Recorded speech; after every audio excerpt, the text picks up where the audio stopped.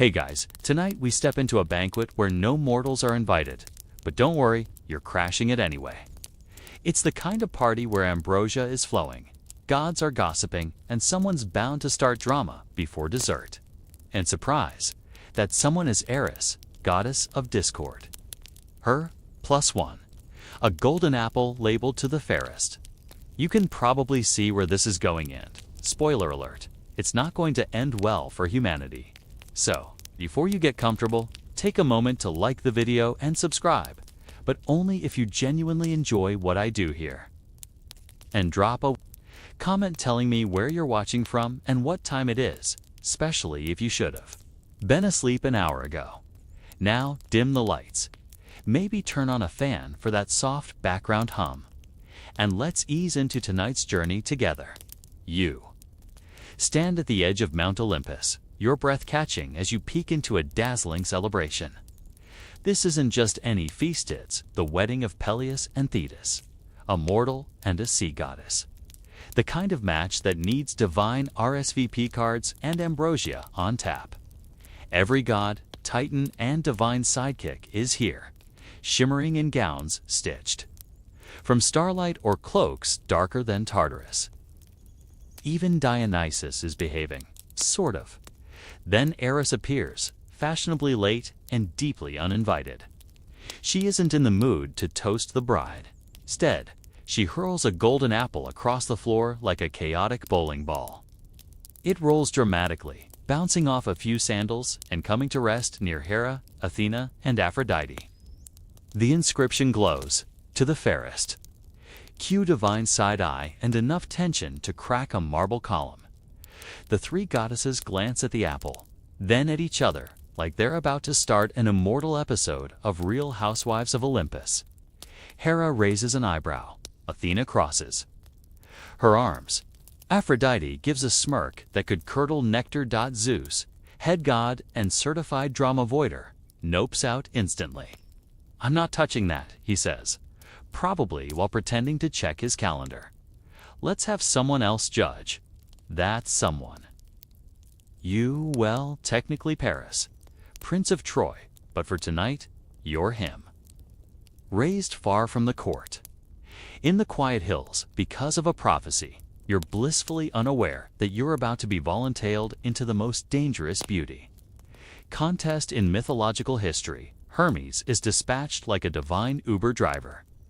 He swoops in, grabs you mid-sheep, counting you are, after all, a shepherd at this point, and deposits you on a mountaintop. Probably didn't even let you put on decent shoes. Before you can protest, three impossibly beautiful goddesses appear. Before you, all aglow and not even slightly concerned with mortal modesty. Hera offers power rulership over all Asia. Athena, wisdom and victory in battle. And Aphrodite. She leans in and whispers the name Helen of Sparta, promising you the love of the most beautiful woman in the world. Historically, this moment is known as the Judgment of Paris, and ancient writers love to argue about it. Some say Paris was manipulated. Others say he simply made the worst decision in history. A few fringe philosophers even suggest the whole thing was a cosmic setup to reduce mortal overpopulation. Honestly, sounds like the kind of retroactive justification you'd expect from gods who don't want to take accountability. Back in the meadow, you stare at the apple, at the three goddesses, and at your own reflection in the blade Hermes handed you. You weren't trained for this. You were trained to spot a sick sheep, not divine social warfare. And here's a curious twist in some later Roman interpretations. Paris wasn't even that handsome, just a regular guy with unlucky charm and nice cheekbones.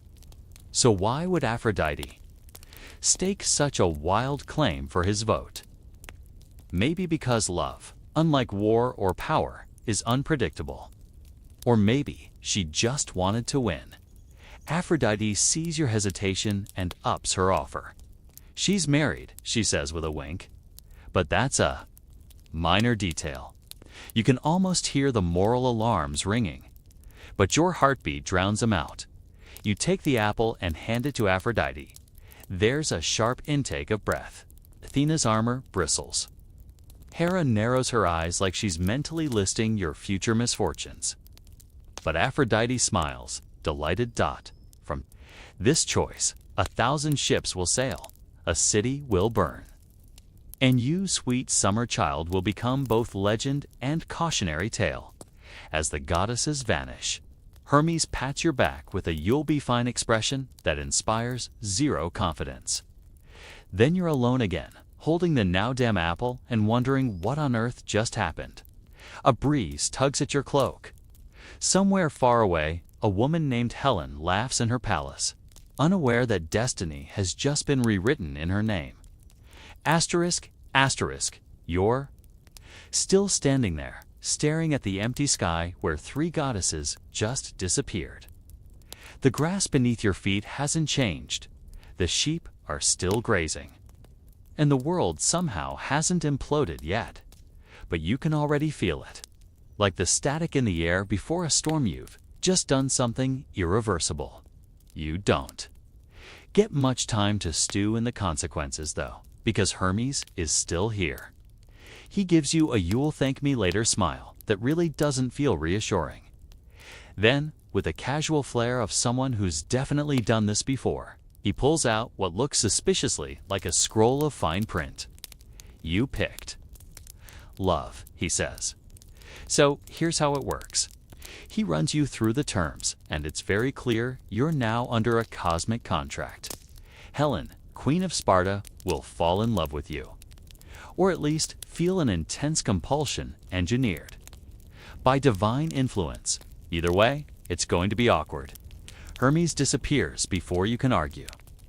You're left in the field, trying to imagine what kind of person Helen must be to warrant this celestial bidding war. Here's a fun fact historians like to toss around. Helen was said to be the daughter of Zeus and Leda. Some versions say she hatched from an egg. That's writes our leading lady Mitzov, Ben Parts 1. Ancient mythology doesn't do subtle, and in a weirdly bureaucratic twist, Helen's beauty was so legendary that every Greek king wanted to marry her. To avoid bloodshed, her father made them all swear an oath to defend whoever won her hand. That winner, Menelaus, brother of Agamemnon. Spoiler, he's not going to take this well. The next morning, your peaceful shepherd life ends. Messengers arrive from Troy, sent by King Priamo. You are, after all, a prince. Remember that prophecy? The one that said you'd bring ruin to the city? Your parents abandoned you at birth. But now classic drama, you're being brought back into the fold. You ride into Troy like a returning ghost. The streets are strange but familiar. Children stare. Nobles whisper. Your brothers size you up. Noble and grounded. Shakes your hand with a mix of suspicion and resignation. Cassandra, your sister, just stares with haunted eyes and mutters something about fire and ships. Historians still debate whether the real Paris ever truly ruled or was just a pretty face with poor judgment. Ancient texts describe you as charming, musically gifted, and occasionally brave. Occasionally, but your role was never to be a warrior. You were always the spark, not the flame. At court, you're groomed for diplomacy. You're good at words, which makes you dangerous in a different way. Priamo sends you on a goodwill tour to the Greeks. They hope it'll soften relations, smooth old grudges. Ironically, it sets everything ablaze. You reach Sparta weeks later. The city is bathed in gold sunlight and guarded by soldiers with no patience for small talk. Menelaus welcomes you with that tense, overly polite grin of someone who doesn't like surprise visitors. And then you see her, Helen. She walks in like she owns the sunlight. Hair like woven gold, eyes so piercing they make your knees regret supporting you. She doesn't speak at first, just looks at you. And that look? It's electric. Some say it was love at first sight. Others say it was divine manipulation. A few darker versions whisper that she never loved you at all, that she was stolen. But in this moment, none of that matters. You're not thinking about The gods or the oath or your city's fate. You're thinking about the way her fingers graze your sleeve as she passes by. The way her smile curves like a question mark you desperately want to answer. Over the next days, you're treated as a guest. Banquets, hunting trips, philosophical debates you pretend to understand. But all of it is just the backdrop to your growing obsession. And hers you meet in gardens at dusk, whisper across balconies. Trade gifts and glances and increasingly dangerous secrets. Aphrodite's influence wraps around both of you like perfume sweet, heady and impossible to ignore. Then, one night, the choice is made. You don't know if she made it first, or if you did, but when you step onto the ship together, leaving, behind torches, oaths, and the scowling horizon of Sparta, there's no turning back. Behind you, a king will soon awaken to an empty bed. Ahead of you, a war will begin to breathe. The sea wind tangles your hair as you stand at the bow of the ship, watching the shores of Sparta dissolve into the mist behind you. Helen is beside you, her cloak pulled tight, her expression unreadable. There's no celebration, no laughter. Just the rhythmic slap of waves against the hull and the growing certainty that this isn't a love story, it's a countdown.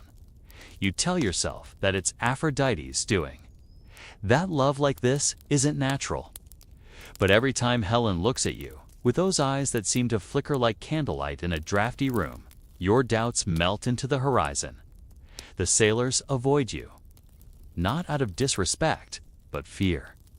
Superstition runs strong on ships and traveling, with the woman whose face might sink 1,000 of them. Yeah, not exactly morale-boosting. As you approach the shores of Troy, the tension grows. You haven't exactly prepared anyone for this. No letters, no envoys. Just, hey Dad, I brought back a queen. But first, let's zoom out a bit because this move you just made, it didn't happen in a vacuum. Helen was a symbol, not just a person. Her abduction or elopement, depending on which bard you ask, was seen as the ultimate insult. She was property, royalty, and pride, all wrapped in one impossibly radiant package. Taking her was a declaration of war, even if you didn't mean it that way. Back in Greece, Menelaus loses his mind, not metaphorically, like he actually throws. His pride is shattered, his oath is broken, and worst of all, he has to go crawling to his older brother Agamemnon. That guy loves a good war. He sees this as the perfect excuse to rally the Greek kings and finally assert some pan-Hellenic dominance. Now, this is where things get messy and interesting. Historians still argue over how historically real the Trojan War was. Some say it was a myth with moral lessons. Others point to archaeological layers at Hisarlik, believed to be ancient Troy, that show signs of destruction around the 12th century BCE. Was there a Helen, a Paris, a wooden horse? No one agrees. But here's what they do agree on. Something happened that left a mark deep enough to echo through poetry for millennia. Back in Troy, the reaction is ... mixed. King Priamo is old, wise, and too tired to start a family scandal over a pretty face. He welcomes Helen like a daughter-in-law, even if he's mentally calculating how many angry Greek ships might soon appear on the horizon. Hyder, your brother, is less forgiving. He doesn't yell. He just looks at you like you've kicked a puppy and then tried to sell it on the black market. He sees the bigger picture, the blood, the cost, the slow unraveling of everything he's fought to protect. And then there's Cassandra. Your sister corners you in the hallway one evening, gripping your arm with white knuckles. Her eyes are wild, like she's looking past you into a future only she can see. They're coming, she whispers. And it's your fault. You want to argue? Tell her it was destiny, that a goddess made this happen. But even as the words form, they feel hollow, like trying to blame the ocean for being wet. She releases your arm, turns, and vanishes down the corridor, muttering about fire and ash and hollow beasts. Meanwhile, Helen tries to adjust. Troy is beautiful, its towers golden in the sunset, but she walks its halls like a ghost. The women of the court eye her with thinly veiled resentment. After all, she didn't just come with earrings and fancy sandals, she brought doom. One night, you find her standing on a balcony, staring out to sea. She doesn't turn when you approach. "Do you ever wonder," she says quietly, "if it would have been better if I'd stayed? You want to say no? That it's real? This thing between you? That it's worth it. But instead, you stay silent." Even love begins to feel heavy when the sky is full of omens. And then the first messenger arrives. Greek scouts spotted on the coast. Ships gathering. Leaders uniting. The war drums haven't started yet, but the silence is already deafening. Troy wakes up earlier now. The markets buzz with unease. Children play war games with wooden swords while their parents speak in whispers over sacks of grain.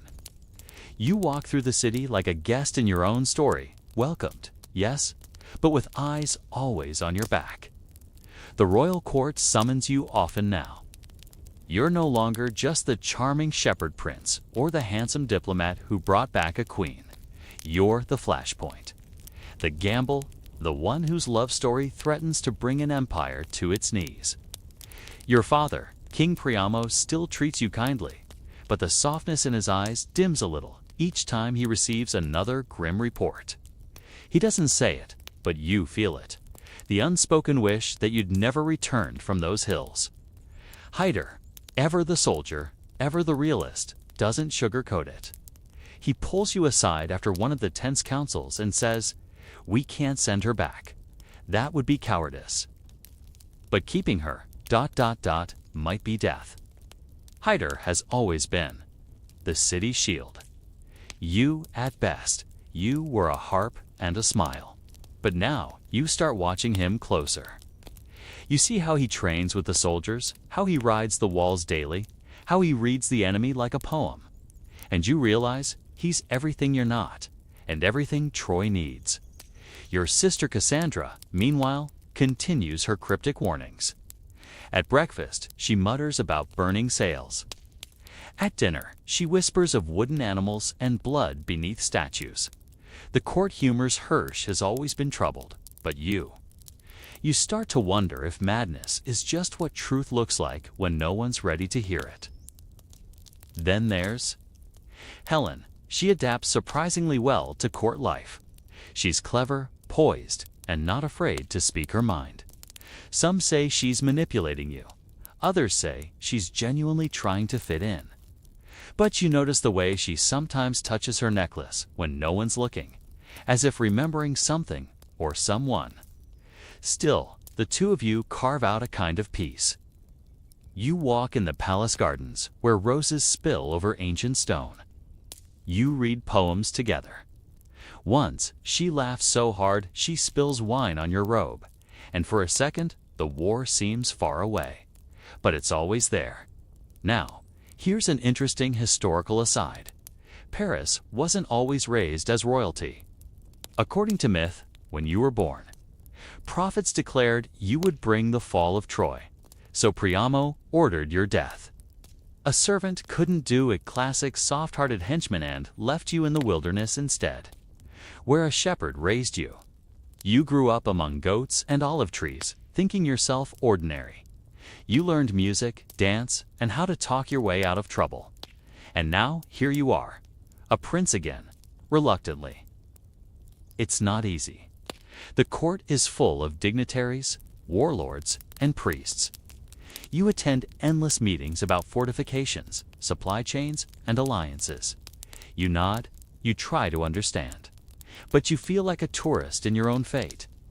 One day, during a session about coastal defenses, you zone out completely and start sketching a chariot on your tablet. Hyder catches your eye and sighs, long and loud. Later, he corners you again. "You need to stop pretending you're not part of this," he says. "You made a choice. Now live it. And for once, you listen. You begin to train. Swordplay, mostly. You're not good, but you're trying. Your arms ache. Your pride bleeds. But there's a stubborn part of you that refuses to keep hiding behind fate and family. You also start spending time with the city's scribes. You read about past sieges, about alliances forged and broken, about heroes and traitors. You memorize troop formations. You study maps. You still can't throw a spear straight, but your mind sharpens. One night, you're in the library alone when Helen finds you holding a scroll about the siege of Thebes, preparing for your own chapter. She asks with a smile that doesn't reach her eyes. "Just wondering if anyone ever wrote the truth," you reply. She nods slowly. They don't. They write the version people need. Outside, the stars are gathering. You step onto the balcony and look toward the sea. Somewhere out there, a fleet is building, ships are being dragged into water. Men are saying goodbye to their families, all for a queen, all for a choice, all for you. The first thing you notice about Cassandra is her silence, when she's quiet. It isn't peaceful, it's the kind of silence that makes you feel like something's listening through her. Like the air gets heavier just from her being in the room. You find her one morning in the temple courtyard, kneeling before a statue of Apollo, her hands streaked with ash, eyes wild as storm clouds. She doesn't look up as you approach. You clear your throat. She doesn't flinch. Finally, she speaks. "I saw you in flames." Not exactly the brotherly good morning you were hoping for. Was it metaphorical flames, or you try to joke? But Cassandra never jokes.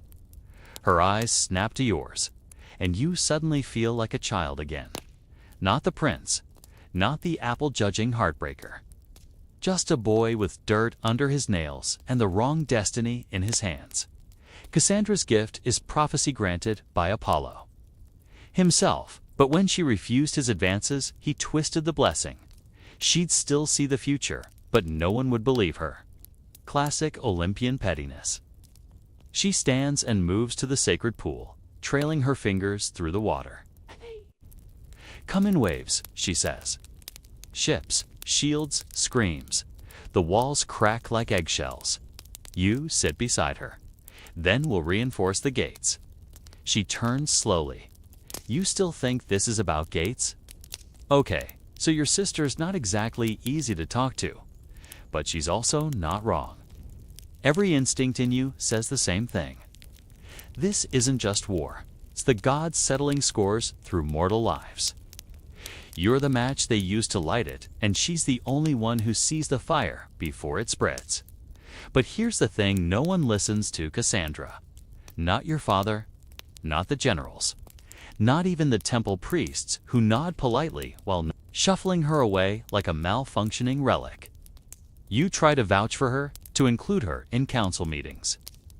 She appears once, recites a terrifying poem about rivers running red and a wooden womb of death. Then drops a goblet and leaves.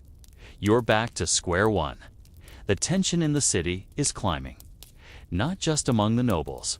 In the streets, people whisper about omens. A cow gives birth to a calf with two heads. A statue of Athena weeps in the night. The moon turns a coppery red, and no one sleeps.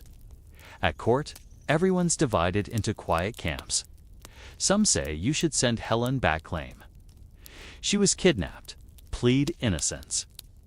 Others say that would show weakness, that it's too late, that if war's coming, it's better to meet it with pride than shame. One night, after a particularly painful council session, you wander through the halls and find Helen in the chamber of tapestries. She's staring at one that depicts Troy's founding Aeneas raising the first stones, his hand guided by gods. She doesn't speak, so you do. Do you ever wish we could undo it? She tilts her head. Undo us. You hesitate. Maybe. Helen touches the edge of the tapestry, trailing her finger along a golden thread. Then we wouldn't have met. It might have been better. She smiles, sad and fierce. Better never means easier. There's a quiet beat between. You, the weight of every choice hovers like fog. Then she says, almost too softly, "They'll never believe I wanted this." You open your mouth, but nothing comes out. The next morning, you wake to a strange scent in the air, bitter, metallic like lightning just before it hits. You find Cassandra already standing in the courtyard, eyes fixed westward. "They've set sail," she whispers. The tide carries. Death now? You look to the horizon. Nothing there yet, but you know she's right. Historians often debate Cassandra's legacy. Was she real? A symbol, a psychological allegory for ignored truth. Some even say her story reflects how women's warnings were historically dismissed, no matter how accurate or dire. All you know is, in that moment, as you stand beside her in the quiet dawn, the future feels less like a mystery and more like a sentence already written. You don't know exactly how it will unfold, but Cassandra does, and no one will believe her. The voyage to Sparta is supposed to be diplomatic.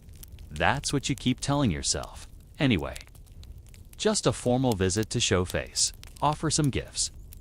Maybe smooth the lingering tension after your extremely unauthorized acquisition of their queen. You don't tell Hyder that Helen is part of the plan. Honestly, you're not even sure when she decided to come. One moment she's nodding along in council chambers. The next, she's stepping aboard your ship with a cloak over her hair. And that look she gets when she's already thought through the consequences and chosen to ignore them. The journey is slow, the sea unnervingly calm. The sailors mutter about omens, and you try to stay out of the way. Helen, on the other hand, owns the deck like she was born to rule it. She speaks with the crew, learns their names, their wives' names, even sings one of their lullabies back to them in a language you didn't know she spoke. By the time the coast of Laconia appears like a faded dream on the horizon, everyone aboard is a little bit in love with her. Even the cook, who keeps finding excuses to bring her fresh dates and sea honey. You dock at Sparta under the flag of peace. Menelaus greets you with all the warmth of a well-sharpened blade. His beard is grayer than you remembered, his shoulders broader, his smile precisely 2 teeth too wide. And then he sees Helen. Time freezes. The welcome speech dies on his lips. His face flickers recognition, disbelief, pain, and then rage, so clean and immediate it practically hums in the air. He doesn't draw a sword. That would be too kind. Instead, he nods and gestures for you to follow. The palace is still breathtaking. Columns painted with bright ochre and deep blue frescoes of lions and ships. Long halls that smell like olive oil and ambition. You walk side by side with Helen, and the silence is deafening. That night, there's a feast. Sort of. Menelaus sits at the head of the table, flanked by generals who look like they haven't smiled since birth. You're handed wine. You drink it. Then you drink more. Helen sits to your left, silent, eyes distant. You reach for her hand under the table. She doesn't move it away. Then comes the toast. To Paris, Menelaus says, raising his cup and his. Diplomatic efforts. You raise your cup too, and for a second you wonder if it's poisoned. Not a bad exit, all things considered. Here's where the myth gets blurry. Some stories say you wooed Helen during this visit, charming her while Menelaus was away. Others claim you used magic, or that Aphrodite compelled her heart. A few late sources argue Helen never left willingly, that you kidnapped her. But the Homeric tradition, what sticks in most people's minds, paints it as love. Doomed, dazzling, and deeply inconvenient love. The truth, even you don't know. That night, you meet Helen in the garden. The moon is full. The jasmine is blooming. You've seen this setup in every old poem. "I can't stay here," she says. You nod. "Then come with me." She exhales, sharp. It's not that simple. It never was. You leave before dawn. she follows. You don't remember. If you kissed her before boarding the ship again, or if you just looked at each other and decided that was enough. The wind is at your back, the sails fat with promisor maybe prelude. Behind you, Sparta wakes to fury, and something else follows you home. As the coastline of Troy appears in the distance, Helen steps to your side. She takes your hand. It's warm, steady. For now. You turn to her and say, half joking, "We probably won't survive this." She smiles. We already didn't. Troy shimmers on the horizon like a mirage, golden walls catching the morning light, proud and unsuspecting. Your ship cuts through the bay as fishermen pause mid-net to gape at the sight. The prince has returned, and he brought, well, her. By the time you dock, the docks are chaos. Courtiers, guards, merchants, everyone's here, crowding the piers like pilgrims at a miracle site or onlookers at a crime scene. Helen steps off the boat with practiced grace, her eyes scanning the crowd like she's measuring each gaze. She's dressed simply, but there's no hiding what she is. Beauty like that doesn't blend and knit detonates. You walk beside her, chin high, trying to ignore the murmurs. Whispers like smoke. Is that her? He brought Helen. The one from Sparta, does he want to start a war? You've never felt the weight of your own name more than you do now. Paris, Prince of Troy, the one who brought the storm home. The court is waiting. King Priamo sits on his throne, regal in age, with the kind of expression that only monarchs and tired fathers can pull off equal parts exasperation and dread. He doesn't say a word as you approach, he just watches. Beside him, Hyder folds, his arms tightly across his chest. You kneel, Helen kneels, and then you speak. My king, my father. I bring you Helen, Queen of Sparta. Now my wife. You may have skipped a few procedural steps there. Minor things. Like asking for permission. Or, considering the fact that you just insulted one of the most powerful men in Greece by taking his wife and skipping town. The silence that follows could fill a temple. Then Priamo speaks. Do you love her? It's not what you expected? Yes, you say. Though your voice wavers, I do. Priamo's face, docenti change. Then the gods will decide if that is enough. He gestures, and you're dismissed. That night, the city hums with the energy of a beehive poked by a careless hand. Inside the palace, the family convenes. Hyder doesn't shout. That would be easier. Instead, he paces the marble floor and speaks like a general delivering a casualty report. You took her from Menelaus. You spit on every oath sworn by the kings of Greece. She came willingly, you say. That's not the point. Its voice cracks finally. The armor slips. This isn't about her. It's about them. You gave them a reason. Agamemnon's been waiting for one. There's a long pause. Then he adds, almost bitterly, and now we'll all pay for it. Cassandra's the only one who doesn't seem shocked. She watches from the corner, her eyes half-lidded, lips mouthing something you can't hear. When you pass her later, she says quietly, they're building ships already. You want to believe she's wrong, that you have time, that maybe the Greeks will negotiate or get distracted or remember they're bad at organizing. Spoiler, they're not. Because this isn't just about Helen. It's about pride, power, and an alliance system so complicated that even modern historians still argue about who was actually obligated to fight. That's the academic debate of the day. By the way, whether the Trojan War was a metaphor, a historical event, or just Homer's way of giving Bronze Age folks a good bedtime story. There's archaeological evidence of destruction at a site identified as Troy. Sure. But the rest? Wooden horses and wine-dark seas. That's where the poets take the wheel. Back in your chambers, Helen sits by the window, bathed in lamplight. She doesn't ask what the council decided. She knows I could leave, she says softly. You shake your head. It's too late. She looks down at her hands. Always was. That night, you don't sleep. You lie awake listening to the distant sounds of the city carriages. On stone, bells in the harbor, and somewhere, a child laughing. For now, life goes on. But in the dark, you swear you hear the sea whispering of war. You don't see the message when it first arrives. It's intercepted by the palace. Guards and pass through 3 layers of trembling officials before reaching your father.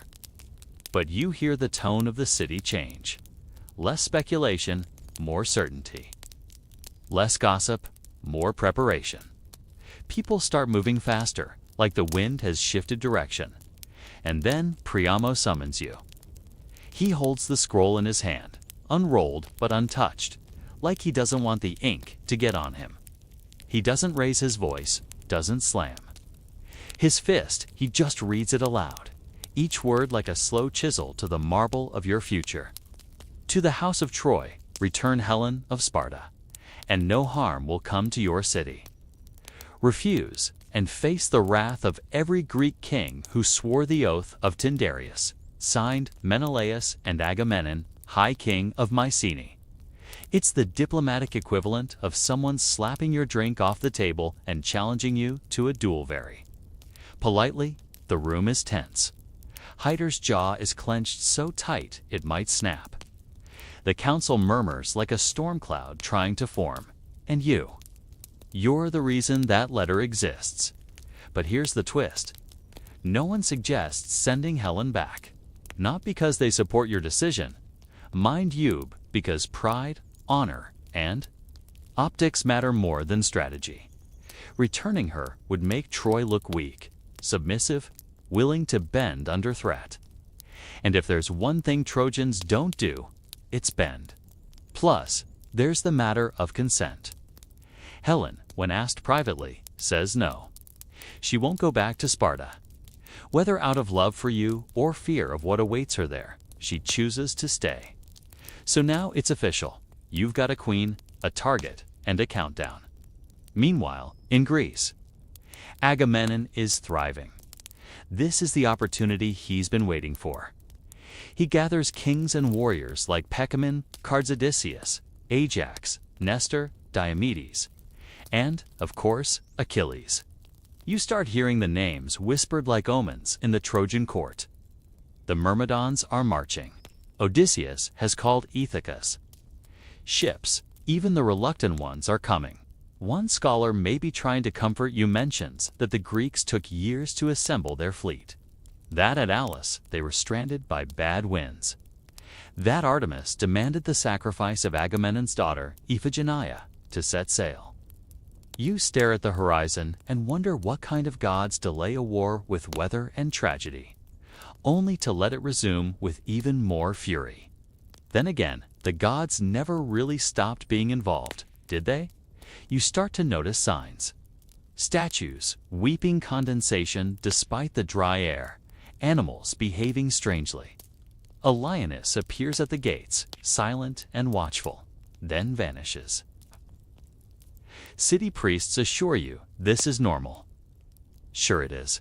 One morning while training in the courtyard, because, yes, you're still trying to be a swordsman, you overhear soldiers mocking you. Can't believe we're going to die for someone who couldn't even hold his own sheepdog. You pretend you didn't hear. But the blade in your hand suddenly feels heavier. You try to counter it with presence. You walk the walls, speak to merchants, visit the forge where weapons are being made around the clock. You commission extra armor, not for yourself, though you get a new bronze cuirass, but for the young recruits who keep joining daily. Some are barely more than boys. One night, you and Hyder stand atop the tallest tower, looking out over the bay. They're coming, he says. Maybe not tomorrow, but soon. You nod. Do we stand a chance? He doesn't answer immediately. We have the walls, we have the gods, and we have each other. Which is Hyder speak for, I don't know, but we'll die trying. Now, a bit of trivia for you. Ancient Troy had formidable defenses. The city's walls, according to legend and archaeology, were massive layers of stone that withstood not just siege weapons, but centuries. Some historians believe it would have been nearly impossible to take by brute force. But siege warfare isn't just about breaking walls. It's about breaking people, and you feel the cracks starting. In the council, in your family, in yourself. Helen finds you later, sitting alone in the garden where you first kissed. She says nothing at first, then, gently, "Would you still choose me, knowing what it would cost?" You don't answer, because that's not the kind of question you survive. The war council assembles at dawn. The air is thick with the scent of burning incense and boiled barley offerings to gods who, let's be honest, probably already picked their favorites. You take your seat near the end of the long marble table, flanked by nobles in fur-trimmed robes and generals who've been sharpening their swords since you brought Helen home. King Priamo sits at the head, stoic as always, with Hyder to his right, hands clasped, jaw clenched. On his left sits Antina, the silver-haired diplomat who's been preaching negotiation since the first Greek scout was spotted. Across from you is Aeneas, your cousin, a warrior whose lineage traces back to Aphrodite, technically making him your divine cousin once removed. He watches you with unreadable eyes. The question on the table is deceptively simple. Should we? Return Helen. You already know your answer. So do they. But still, the arguments begin. And Tiner makes the first move. "We have time," he says, voice smooth. They haven't attacked yet. "Perhaps we send envoys, gifts, a formal offer of peace." Peace. Hyder cuts in, not bothering to hide his disdain. "They've raised 1,000 ships. What kind of peace sails with that many spears? It's not cowardice to be strategic," Antina replies. "No," Hyder says, "but it is suicide to think diplomacy can fix what pride has broken." All eyes drift to you. The elephant in the war room. Or rather, the lovesick prince holding hands with the war's ignition key. You clear your throat. She came of her own will. Willing or not, Aeneas finally speaks. Her presence here is a declaration. They won't care how it happened. Silence, then Priamo speaks. She stays. Just 2 words. Final, absolute.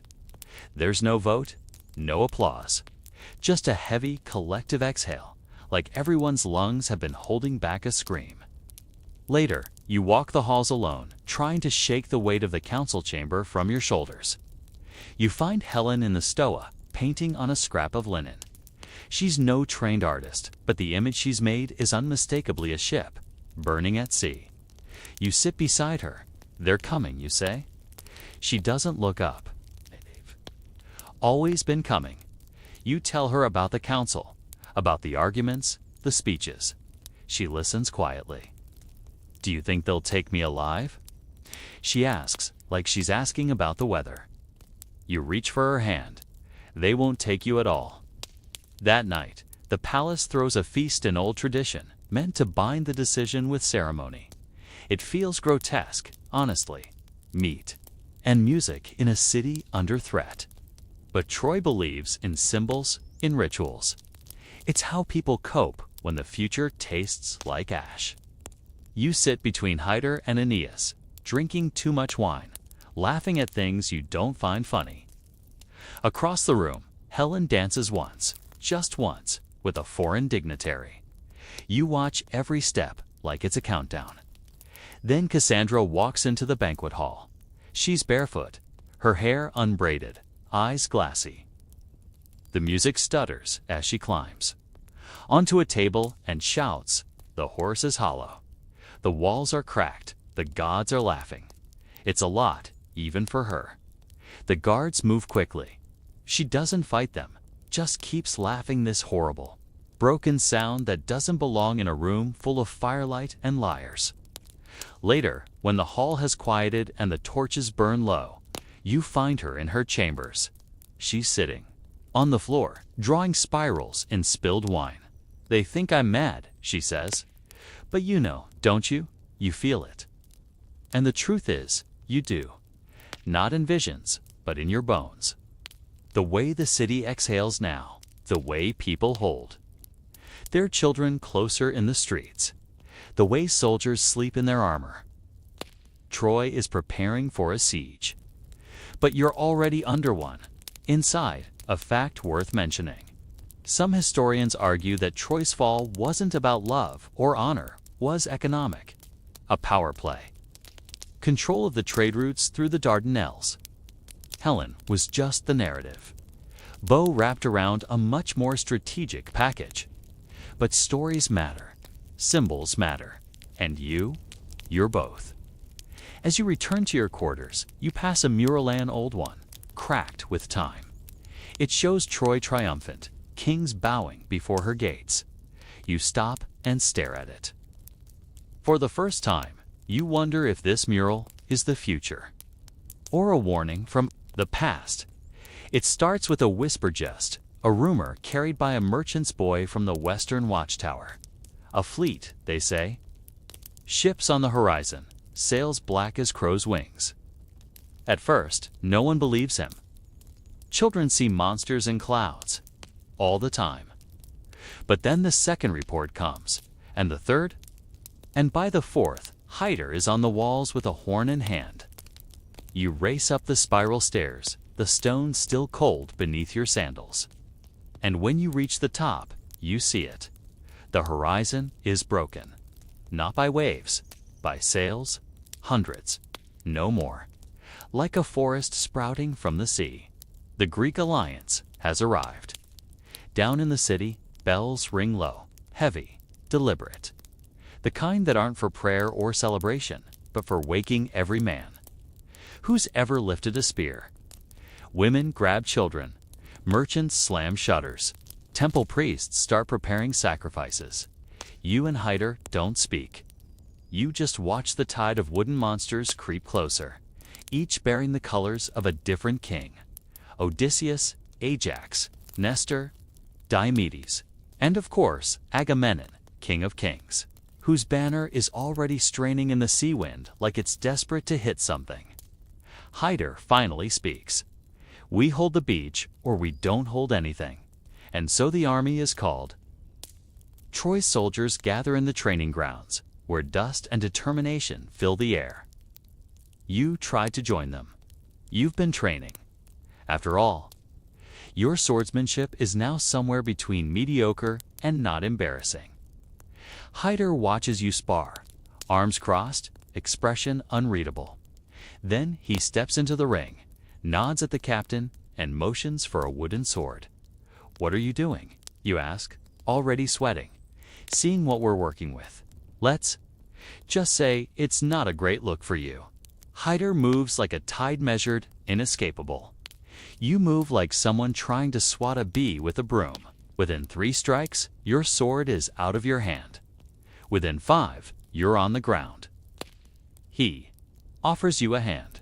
You take it. Stay out of the front lines, he says. You're more useful alive. That stings more than the bruises. Meanwhile, inside the palace, diplomats debate strategy. Some still hold on to hope for negotiation. They mention Odysseus' cunning, maybe even sympathetic. A few suggest a meeting, a gesture of civility before the bloodshed begins. And that's how you hear about the draft-dodging scheme. Turns out, not all Greek heroes were thrilled about this war. Odysseus, for one, had just settled down with a wife and a new son. When Agamemnon's recruiters showed up, he pretended to be mad-plowing a field with salt. Genius, really? Until they threw his baby in front of the plow. Spoiler, he swerved. And now he's here, begrudgingly brilliant and probably still mad about it. Then there's Achilles, the golden boy of the Greeks, practically invincible, outrageously handsome, and incredibly hard to convince. His mother, Thetis, actually dressed him as a girl and hid him on an island. It worked until Odysseus showed up with a chest of weapons and a lot of patience. Achilles. Pick the sword instead of the dress. Classic mistake. These are the men now landing on your shores. That night, you attend a closed-door meeting with Priamo, Hyder, and a few generals. Maps are unfurled, scouts report sightings, and someone mentions they've counted over 1,000 ships. You try not to look shocked. The beaches will be blood, one captain mutters. But better there than our gates. You ask, what if they offer terms? Hyder just shakes his head. It's too late for that. Outside, Troy prepares. Streets are cleared. Archers posted. Oil heated. The walls, massive, ancient, impossible, stand ready. But so do the Greeks. They disembark like a tide. Shields gleaming, spears taller than a man, horses, siege equipment, tents that go up like mushrooms across the sand. You spot them from the walls. Menelaus pacing like a wolf. Agamemnon commanding from a distance. And then possibly Achilles, sunlit and still, like a god pretending to be a man. He looks up at the walls, and for a moment you swear he sees you. You step back. Troy is no longer just your home. It's now the front line of a legend. Dawn breaks red, not metaphorically. The sky is actually the color of a fresh pomegranate, and for a second you wonder if Apollo's just showing off. But no, it's the signal. A day of firsts. First strikes, first screams, first splashes of blood on armor not yet broken in. You stand atop the western battlement as the Greeks advance on the beach, their formation like a single breathing thing. Shields glint, standards wave, and you spot the flicker of movement archers knocking arrows. Chariots rumbling into position, and Achilles pacing ahead of his troops like he's bored of waiting. Hyder commands from the ground. His voice, even from this distance, carries like a thunderclap. He directs the infantry, the archers, the cavalry, like he's been choreographing this moment in his sleep. You feel a strange pang pride, fear, and something sour, like guilt's older, sharper cousin. You're not on the field today, not yet. Hyder made that clear. Instead, you pace the walls, taking messages, reporting movements, and watching as history starts to write itself in blood and sand. The Greeks attack at the softest curve of the bay, right where the dunes meet the fortress road. The initial charge is chaos, spears clash, horses rear, shields splinter. But Troy holds. At least, for now. The Trojans fight like men who remember. What's at stake? Farmers and fishermen, yes, but also warriors raised beneath the shadow of prophecy. They've trained for this. And under Hyder's command, they strike not with desperation, but precision. You spot Aeneas in the fray, his sword a silver blur, his movements almost divine. Makes sense, considering his mother is Aphrodite. He moves like the gods are tugging his strings. And then Achilles enters the battle. There are moments in life that feel impossible while you're living them, too large, too mythic. Watching Achilles fight is one of those moments. He doesn't move like a man. He moves like fire given form. Wherever he steps, the earth seems to recoil. Trojans fall. Like wheat under a scythe, their armor no match for his fury. He doesn't fight for Greece, not really. He fights for glory. Immortality, his name etched in time. You wonder what it's like to be so certain of your purpose. Back on the wall, an older captain leans beside you and mutters, "That one. He's the storm." You nod, wordless. But even a storm needs to rest. After hours of relentless fighting, the horn sounds retreat. The Greeks pull back to their camp, leaving behind broken spears, wounded men, and an uneasy quiet. It's a tactical pause, not a surrender. Troy holds, yes, but the Greeks are just stretching, testing the walls, measuring your heartbeat. As night falls, the fires along the beach flicker like stars fallen to earth. Their camp sprawls, narrows of tents, lines of sentries, siege engines rising like skeletal beasts. They're not going anywhere. Inside the palace, the mood is oddly celebratory. You won. You repelled the first attack. Wine flows, musicians play, and old warriors slap each other on the back. But you notice Hyder doesn't smile. He sits in the corner, sharpening his sword, eyes distant. You approach. We won. He nods. Today? Outside, the moon hangs low, tinged orange like it's been watching too much fire. In your chambers, Helen waits. She says nothing at first, just removes your cloak and touches your face like she's checking if you're still real. Was it bad, she asks? You hesitate? No worse than it had to be. That's a lie. It was worse than anything you imagined, but she knows that. She lies beside you, not quite asleep, her breath steady. You wonder what the other side of the battlefield looks like tonight. Menelaus stares into his fire and imagines her here. If Odysseus plots, if Agamemnon dreams of burning cities. One historian once described the opening of the Trojan War as less a battle and more a rehearsal. A first act, a declaration in blood. The real play, they said, comes after. As you drift to sleep, you realize the war hasn't truly begun. It's just stretched its legs. The sun rises heavier the next day. Not brighter, just more solid, like it's pushing down on the city. Even the birds are quieter. Everyone knows what's coming. The Greeks have sent a herald. He walks alone. Toward the gates, unarmed, his white tunic fluttering like a peace flag someone forgot to remove the bloodstains from. You watch from the ramparts as he approaches. He doesn't stop until he's within shouting distance. Then cups his hands around his mouth and calls out, Menelaus challenges Paris to single combat. For Helen. Winner takes her. The war ends. The words echo across the walls like the toll of a slow bell. Your stomach drops through your sandals. Inside the palace, the council explodes. Some nobles laugh surely Menelaus is bluffing. Others argue this is a gift. A way to settle the war without more death. Priamo remains stone-faced. Hyder stands. In a corner, arms folded so tightly you think he might snap a rib. And you? You agree.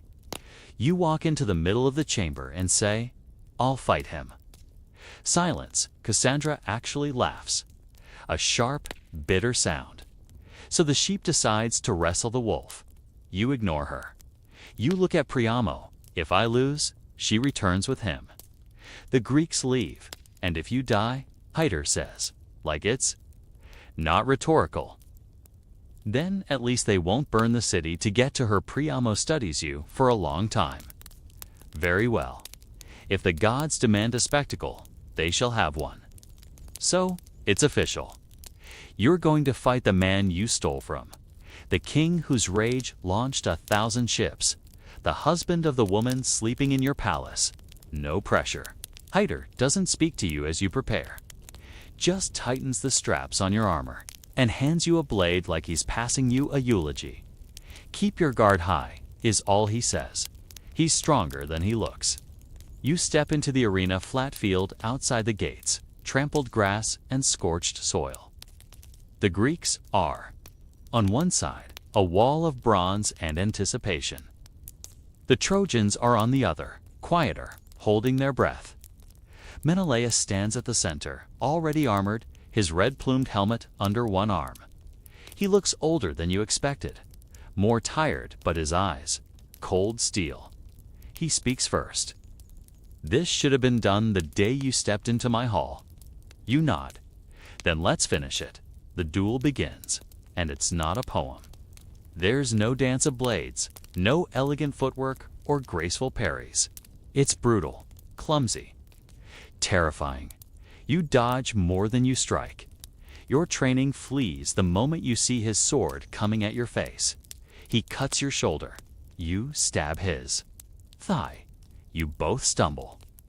The crowd gasps, but the gods, they're silent. Then Menelaus knocks your sword away. It clatters to the dirt like the end of a sentence. He raises his blade. That's when it happens.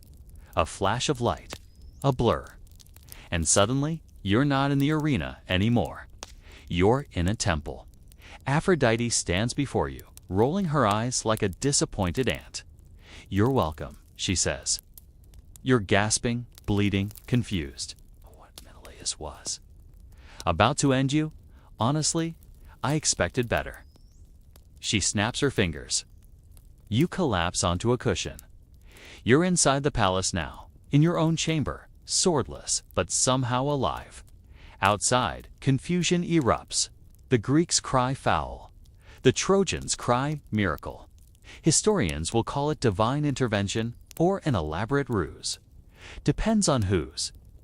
Telling the story, some say a mist descended. Others say Menelaus' sword broke. A few fringe accounts even suggest he slipped on goat dung.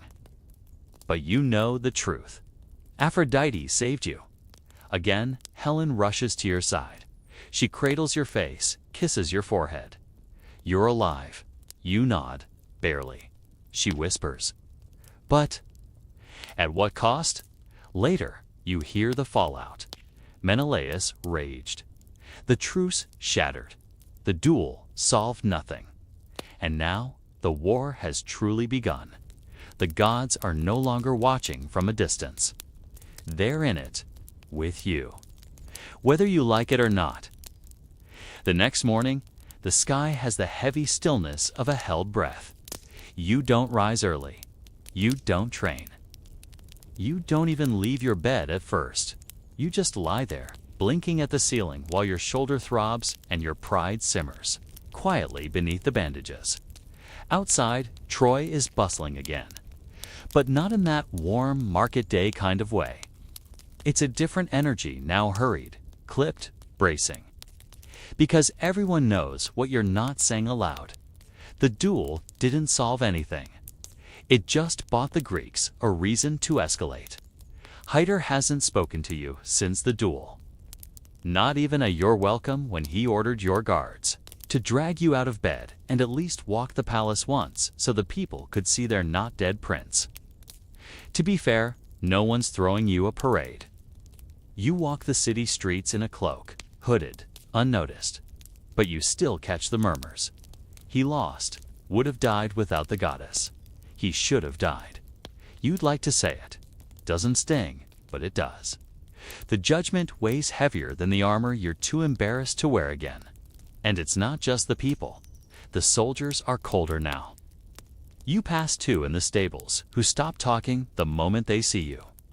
They nod stiffly, like you're a statue that's learned to walk, and they're not sure how to feel about it. You find Hyder by the training grounds, barking orders with his usual precision. He doesn't look up as you approach. You should have let him kill me, you say. He turns, finally.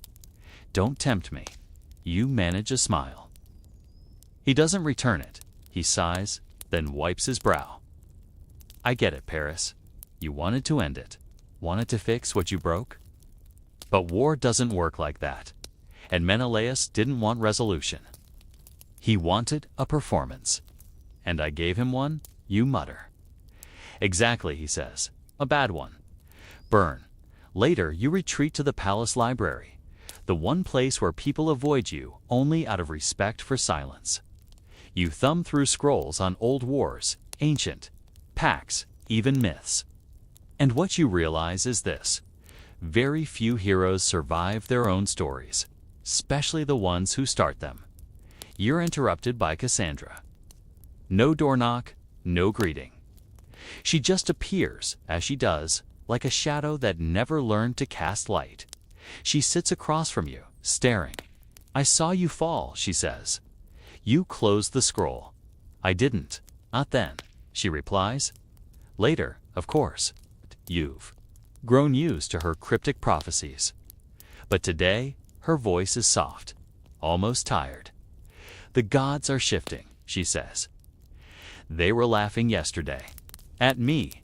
At everything. You want to ask for more details, dates, times, how many limbs you'll lose, but she just stands and leaves. Classic Cassandra. Now, here's a fun historical oddity. Some ancient poets describe Paris as the shining, not in a metaphorical, inner beauty way. Literally, as in his armor gleamed more than others. One source claims he wore gold-plated greaves in battle because bronze clashed with his personal brand. Makes you wonder how much of your story was heroism, and how much was stagecraft. In the coming days, you pull back. No more councils. Number? More appearances on the walls. You tell yourself it's strategy that they fight better without you as a distraction. But deep down, you're hiding. Even Helen notices. You don't go out anymore, she says one evening. You don't even argue. I've said enough. She touches your shoulder gently, where the wound's healing. They call you a coward. You flinch. I don't think you are, she says, but you need to prove it. Not to them, to yourself. And you realize she's right. Because hiding won't stop this war. And if you're going to burn, you might as well be the one holding the torch. You're sitting in the courtyard, idly sharpening a blade you'll probably never use when Hyder approaches. No warning, no fanfare, just his shadow crossing yours. Like a sundial of judgment. Walk with me, he says. You don't argue. He's not really the kind of person you argue with unless you're looking to lose gracefully. The two of you move through the city side by side, past the stables, through the artisan quarter, down toward the training fields, where younger soldiers now spar in the dust under the eye of older veterans. You notice something odd. People nod at him, not just out of respect, but trust. Like if Hyder's still walking the walls, then maybe Troy still has a chance. Hyder pauses near the edge of the field and watches two boys clumsily duel with spears. One trips and lands flat on his back. He winces. You stifle a chuckle. He doesn't. They think of me as the city's heart, he says quietly. But I'm not. I'm its spine. You glance at him. That's a poetic way to describe someone who doesn't bend. He smiles, a tight line. Spines break too. You don't speak for a moment. I know I'm not. Built like you. You. Finally, admit. Hyder snorts. No, you're not. But I'm not built like you either. The people love stories, Paris. They need them. They want princes who charm, and brothers who fight, and prophecies to explain why their sons don't come home. You nod. So, what am I in this story? Still being written. He shifts his gaze back to the training. I never wanted. To be a hero, you say? He nods. Most of us don't. You walk again, quieter this time. Hyder leads you up a side staircase toward a small lookout tower you've never bothered to climb before. From here, the city looks like a jewel sunlight glinting off rooftops. The harbor alive with movement. The far-off glimmer of Greek tents dotting the shore like insect bites on the skin of the world. You see them too, he says. You do? And for the first time, it doesn't feel overwhelming. It just feels real. He turns to you. If this ends badly, it already has. He ignores the interruption. I want you to promise something. You raise an eyebrow. If the gates fall, they break through. You protect the family. Helen, the elders. Cassandra, even Aeneas, if he ever stops praying to his mother. Long enough to run, you smirk. You're assuming I'll survive longer than you. I know I won't, he says. That hits harder than any sword ever could. You're about to protest, but he claps a hand on your shoulder. Not all. Strength is in muscle, or blades, or blood. Some of it's knowing when to stand, and when to hold the line for others. You nod slowly. Later that night, you find yourself outside Helen's chamber. She's brushing her hair, back to the door, humming softly. You knock once. Paris. She says without turning, I wasn't sure you were still speaking to walls. You chuckle. Only when they speak back. She lowers the brush. You saw Hyder. You nod. He thinks I should be useful. Do you? You think about it? I want to be. She smiles. Then start there. Now, in case you're wondering, Hyder was considered the moral compass of the Iliad. Even the Greeks respected him. Some stories suggest that if Hyder had led from the start, Troy might have survived. But that's the curse of wisdom in a story ruled by a mother. Rarely gets the final word. In the days that follow, you make yourself present. You spar again. Poorly, but persistently. You help organize medical supplies, coordinate food storage, sit in strategy meetings, not as a leader, but as a listener. It's not glamorous. It's real. And in a city where the gods play games and men die as pawns, being real feels revolutionary. Helen stands in the garden, barefoot on dew-soaked grass, her eyes fixed on the horizon as if she's trying to see past it to somewhere far away, or maybe to some version of herself she left behind in Sparta. You approach quietly, unsure if she wants company or silence. She doesn't look at you, but she knows you're there. Do you ever regret it? She asks. You hesitate? Do you? She doesn't answer, not right away. Instead, she crouches to pick a wilted rose and rolls the stem between her fingers, careful of the thorns.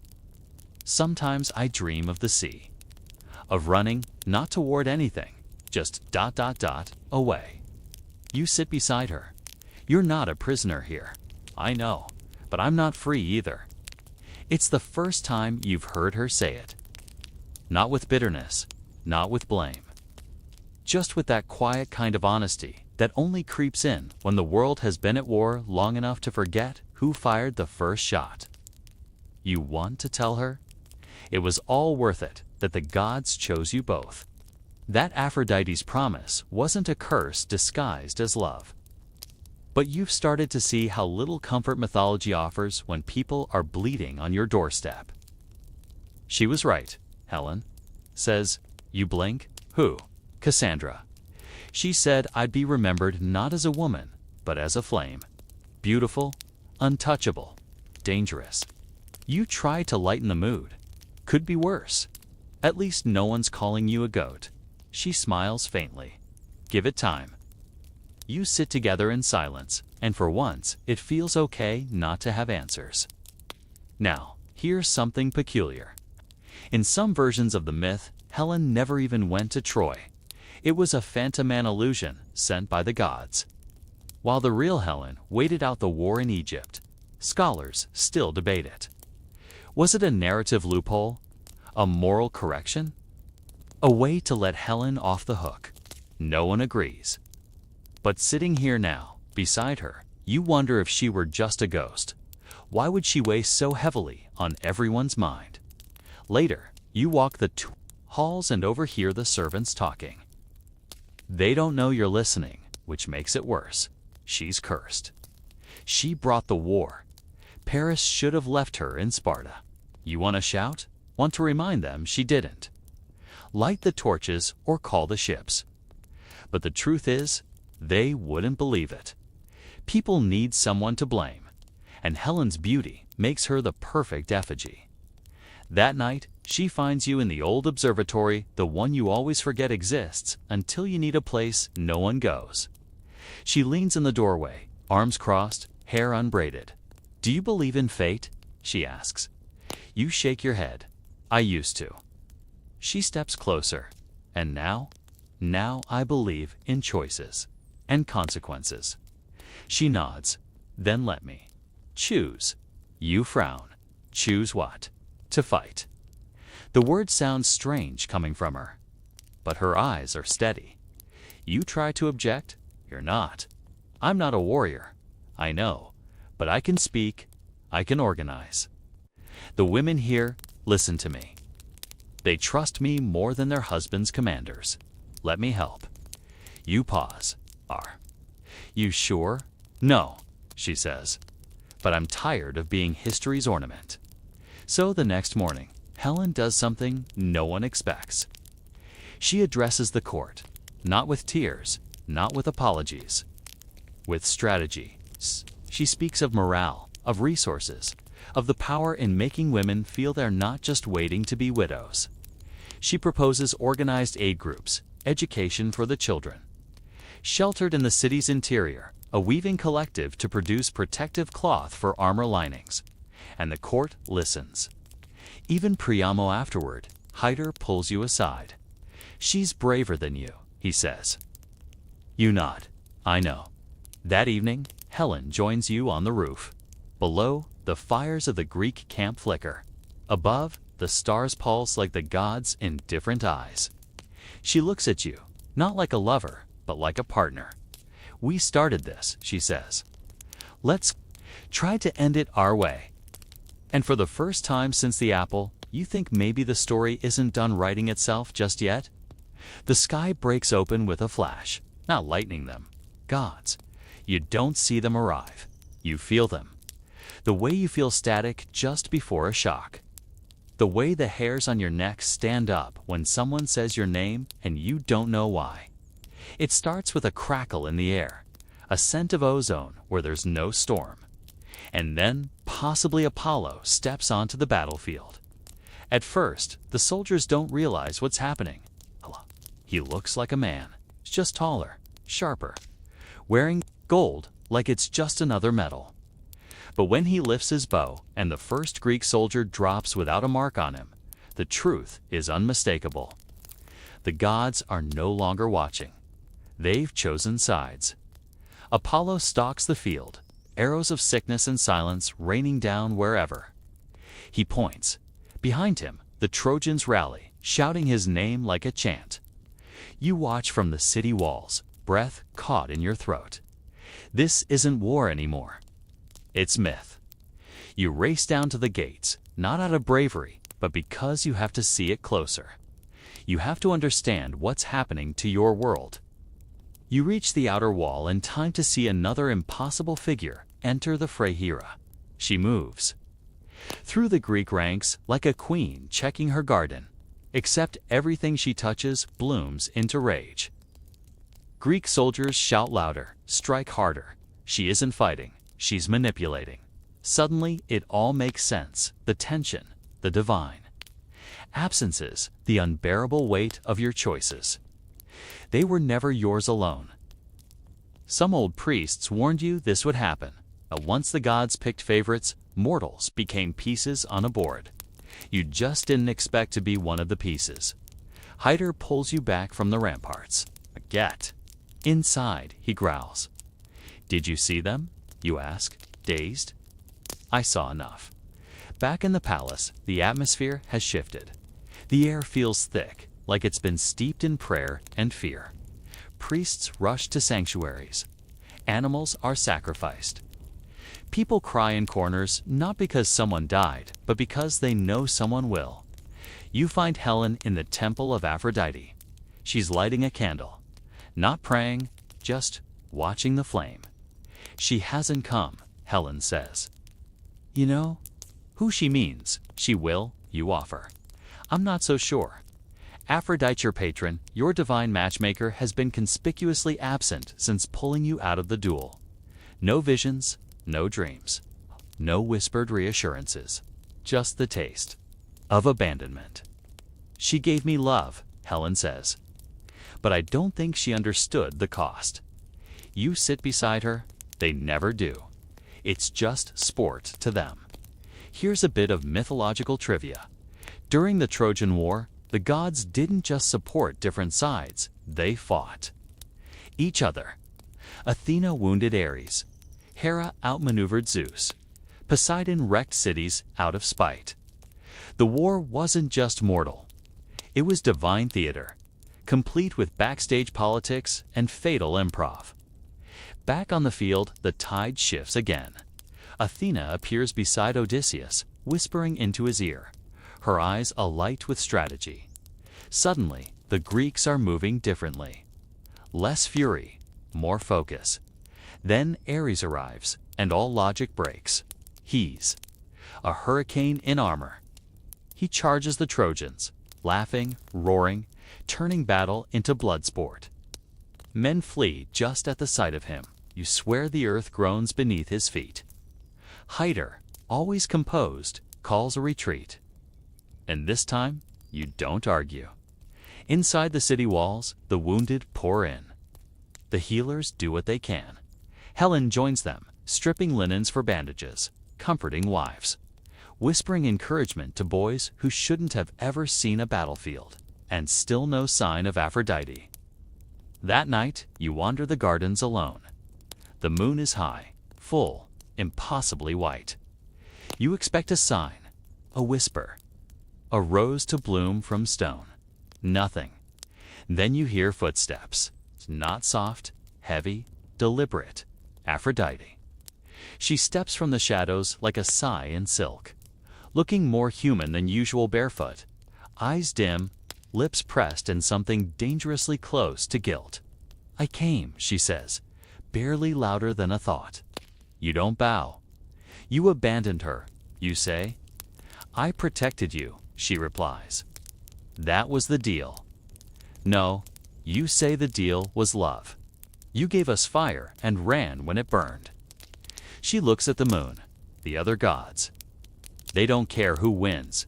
They care who remembers them. But I, ... She pauses. "I wanted you to be legend." You laugh bitterly. You succeeded. She steps close, placing a hand on your chest. You still love her? Always. Then fight for that. You don't respond, because you already are. The name Achilles spreads through Troy like a song you wish you could forget.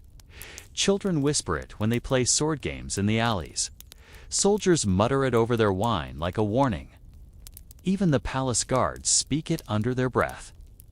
When they think no one's listening, you haven't seen him yet, not properly. Just flashes across the field. Glimpses of that impossible golden armor, that inhuman speed, that terrifying quiet that follows him everywhere. He doesn't fight like the others.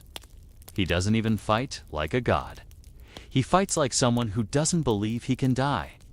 Hyder returns from the front one evening, armor scorched, blood dried at the seams. He doesn't speak for a while, just pours wine and drinks it like water. Then he says, Achilles took the eastern hill by himself. 3 spears, 2 swords, 1 torch. You wait. He wasn't even sweating. Later, you find Helen in the scroll chamber, searching through old war records. She looks up, eyes shadowed. "Tell me about him," she says. You sigh. "He's a weapon that believes it's a man." She nods. Then he's already lost. That line sticks with you. Here's a little historical sidebar. Achilles was the son of the sea goddess Thetis and the mortal Peleus. Legend says she dipped him in the river Styx to make him invulnerable except where she held him by the heel. That one weakness, that sliver of mortality, would become the most famous vulnerability in myth. But what people forget is that Achilles chose this fate. He was offered 2 paths, a long, quiet life or a short, glorious one that would echo forever. He chose the echo. And now that echo is knocking at your gates. In the coming days, you watch his movements from the ramparts. He doesn't lead, he charges. Where others wait for signals, he is the signal. He runs like flame over dry grass, never hesitating. And his myrmidons, his elite warriors, follow him like shadows. Silent, perfect, terrifying. You finally see him properly during a morning assault on the northern wall. He cuts down 3 men in as many heartbeats. Doesn't gloat, doesn't pause. Just wipes the blood from his blade and moves on, like death itself on a schedule. Hyder pulls you aside that afternoon. Stay away from him. "I'm not stupid," you reply. "Doesn't matter. He kills for reasons the rest of us can't understand." There's a moment of silence. Then you ask, "Do you think he feels anything?" Hyder considers. "I think he feels too much." That's what makes him dangerous. The day after, the Greeks try a new tactic: night raids. Small groups, under cover of dark, slipping through the olive groves and outer farms. One of them is led by a Trojan defector named Dolan. You hear about it too late. Aeneas bursts into the council hall, breathless. They found him near the river, dead, stripped of armor. Later, you learn the details.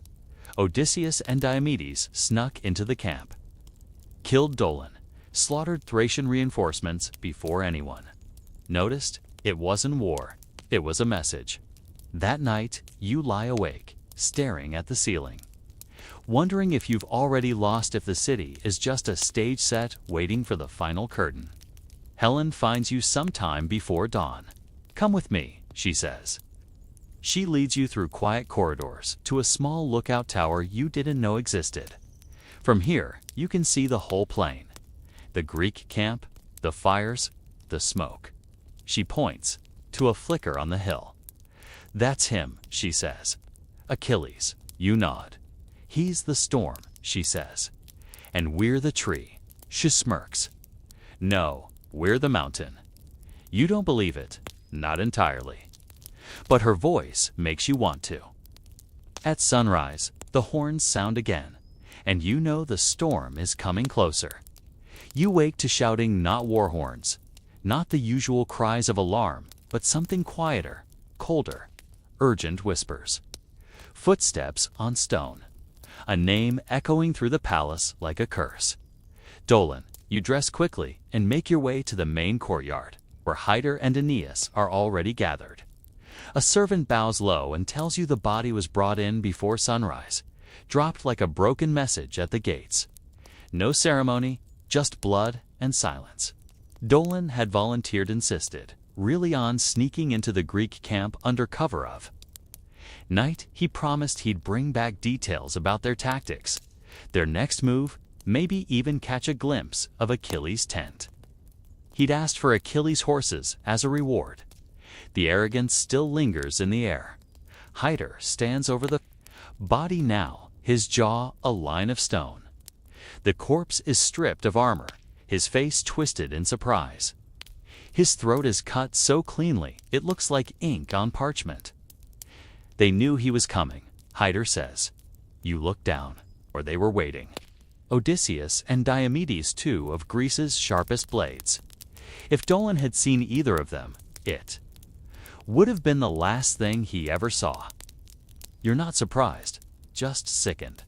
Because this wasn't just a kill. This was a display. Someone found him this morning near the riverbank, eyes open to the dawn. Back in the war room, the generals argue over what to do. Some demand revenge. Others say Dolon acted on his own without proper planning. Cassandra, standing quietly near. The columns says nothing. She just traces patterns on the wall with her fingertips, her lips moving in a whisper you can't hear. Later, you learn the full tale from a scout. The Greeks used Dolon's betrayal to their advantage. After killing him, Odysseus and Diomedes slipped into a sleeping camp of Trojan-allied Thracians, slaughtered a dozen men in their sleep, and stole their horses. The soldiers don't speak of it directly. They call it the Night of Shadows. But the fear lingers. No one sleeps deeply that evening. And then the questions start. Who sent Dolon? Did he act alone? Are there more traitors? You know the answers. He wasn't a traitor, just desperate to be a hero. And that desperation, his desire to be seen, made him vulnerable. You can't help but feel a flicker of kinship.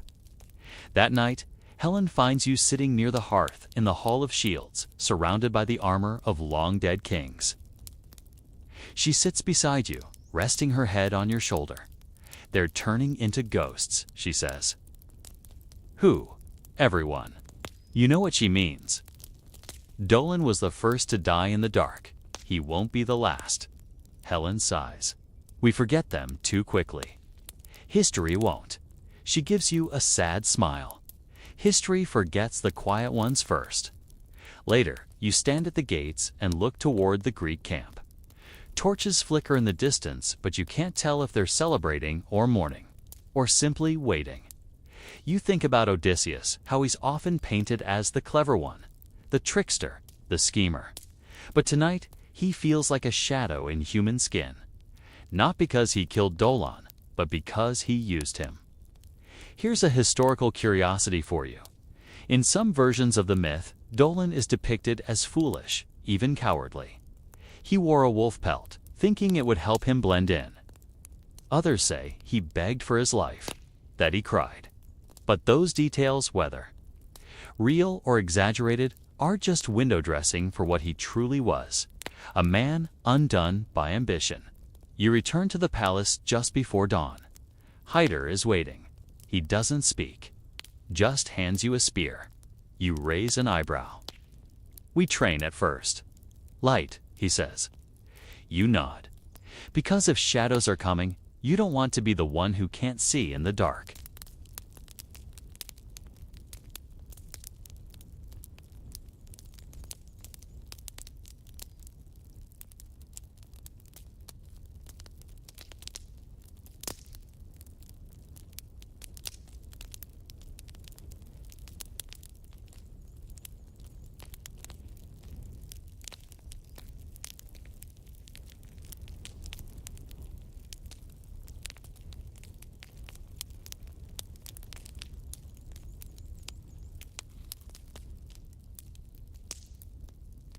The training yard is soaked in a pale morning mist, the kind that makes every surface slick and your bones feel older than they should.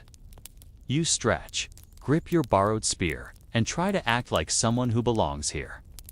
Hyder watches from the sidelines, arms crossed, jaw tight, like a statue that's learned to judge. It's the third day in a row you've shown up. You're still not good, but you're better. You don't flinch when someone swings near your face. You parry clumsily, but with purpose. And today, no one laughs. Hyder tosses you a nod. Not useless. High praise, but the morning brings more than bruises. A messenger arrives at full gallop from the northern wall. You're barely unstrapping your chest plate when the words hit the courtyard like a dropped sword. Achilles hasn't returned. Confused murmurs ripple through the ranks. Achilles. Missing, that's like the sun forgetting to rise. Soldiers glance at each other, as if waiting for someone to say, "Just kidding." But no one does. You follow Hyder into the council hall, where word is spreading faster than wildfire in a dry olive grove. Scouts confirm it. Achilles hasn't been seen in days. His tent remains sealed. Myrmidons sit idly, armor polished, expressions unreadable. What happened? The answer arrives in the form of a room, whispered by traitors, confirmed by spies, and finally spoken aloud in the war council. Patroclus is dead. You feel it before you understand it. Like a ripple in the fabric of the battlefield.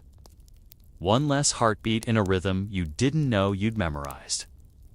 Patroclus Aki's closest companion, possibly his lover, depending on which scroll you read, had entered battle wearing Achilles' armor, to rally the Greeks, to break the Trojans' momentum.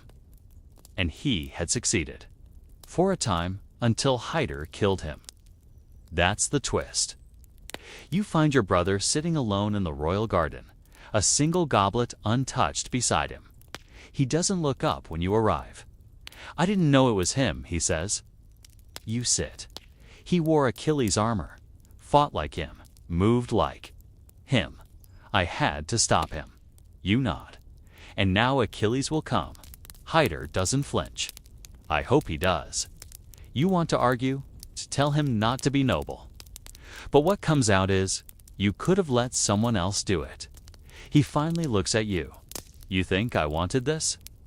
You don't answer. Now here's the thing, this is where the Iliad shifts. Scholars love to note it.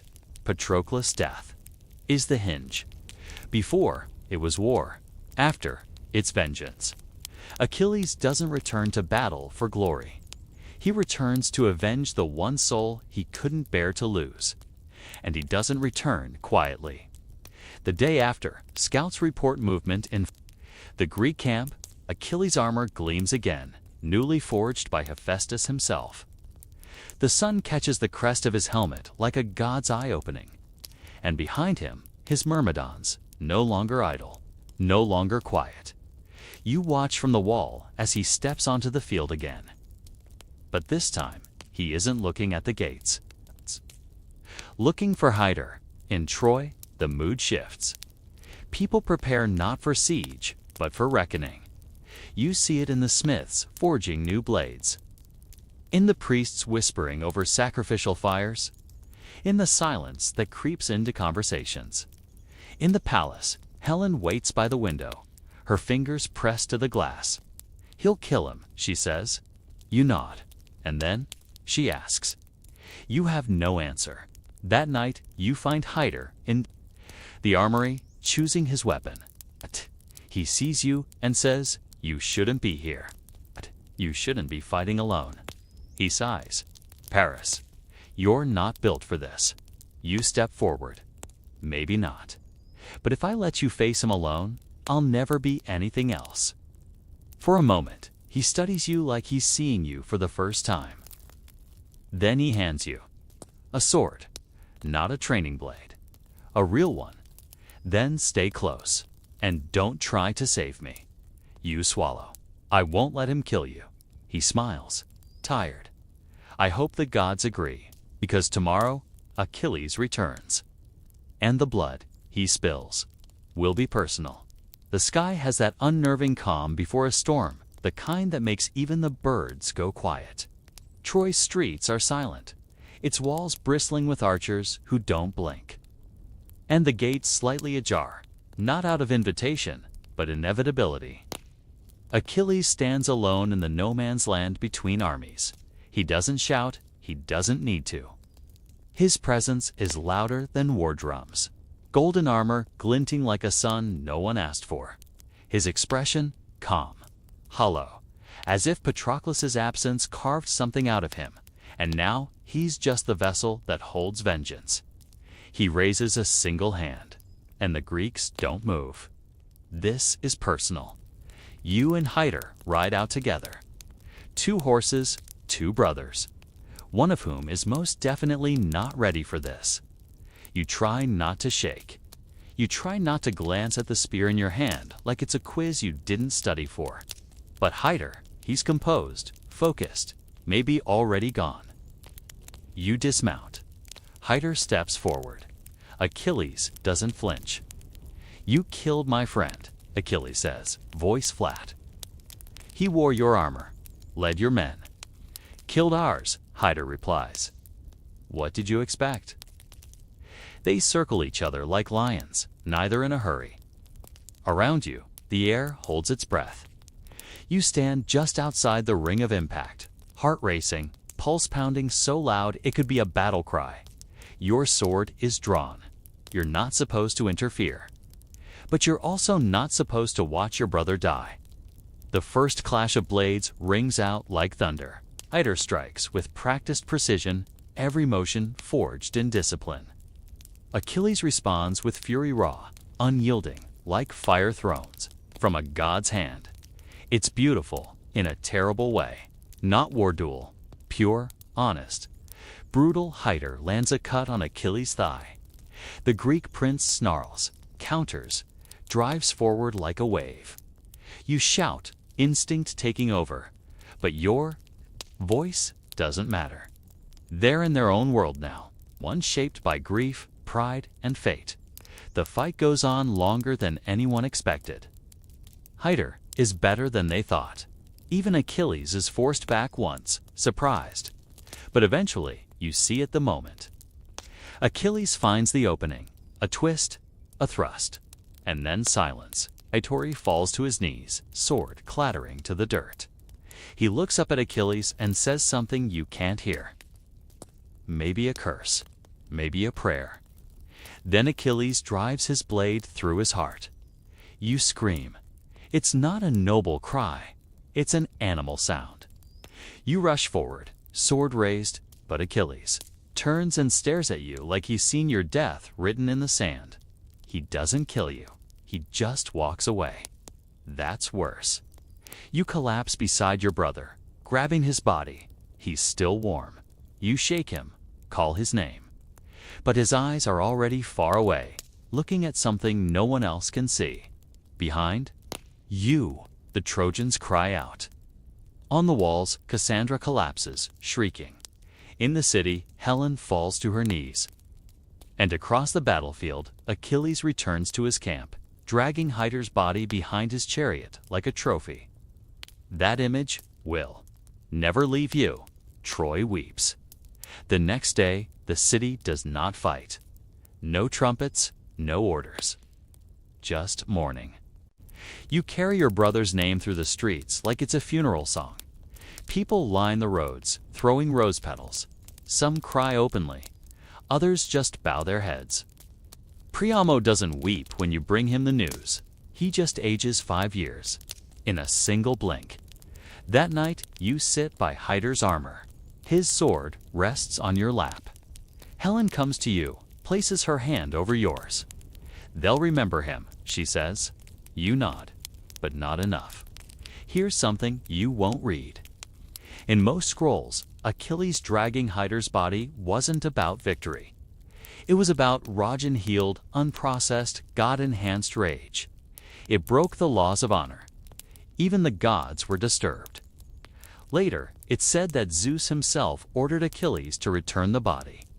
That Priamo, old and barefoot, walked into the enemy camp alone to beg for his son's corpse. That Achilles wept as he handed it over. But right now, none of that's happened. Right now, all you know is this. The man who held your city together is gone. And now, it's up to you to decide. What holds next? The funeral pyre rises higher than any you've seen before. A tower of wood and woven memory. Every citizen of Troy is here. No banners fly, no drums sound. Only silence, thick and solemn, as Hydar's body is placed upon the kindling, wrapped. In linen and honor, you stand beside Priamo, who hasn't spoken since you returned with the news. His face is unreadable, as if grief carved away his features and left something older, hollower. Helen is nearby, holding a white flower she doesn't release. Aeneas stands rigid, as though still expecting an attack, even here, in mourning. The priest lights the pyre with a torch from Apollo's temple. The flame catches slow at first, then bursts upward like it's been waiting. The smoke curls into the sky, a dark pillar that draws every eye in the city. You think, he should have had more time. Hydar wasn't just a soldier. He was the spine of the city, the measure by which other men judged themselves. Without him, Troy feels like a house with no foundation still standing, but swaying under every wind. Tradition calls for funeral games. So that afternoon, under the grief-thick sky, Troy hosts them not out of joy, but duty. Archery contests, foot races, javelin throws. Even chariot races in the outer fields. Aeneas wins the spear throw, barely. You lose every event you enter, but no one mocks you this time. Everyone knows you already lost more than any race. Now, here's a curious historical note. In Homeric times, funeral games were seen not just as tribute, but as a way to reaffirm community. To prove life goes on. That's why they were held after great losses, not to erase death, but to defy it. Still, some deaths echo louder than others. As the crowd disperses, you find yourself alone by what remains of the pyre just ash now, swirling gently in the breeze. You kneel. You say nothing. Words feel too thin for a man like Hydar. Then a shadow falls across the ashes. It's Cassandra. She sits beside you, knees drawn up, hair tangled like seaweed. He's with the others now, she murmurs, the ones who tried to stop the tide. You glance at her. Do you see him? She nods. He smiled at me. You want to believe it. That night, a feast is held, because grief and ritual often dance together.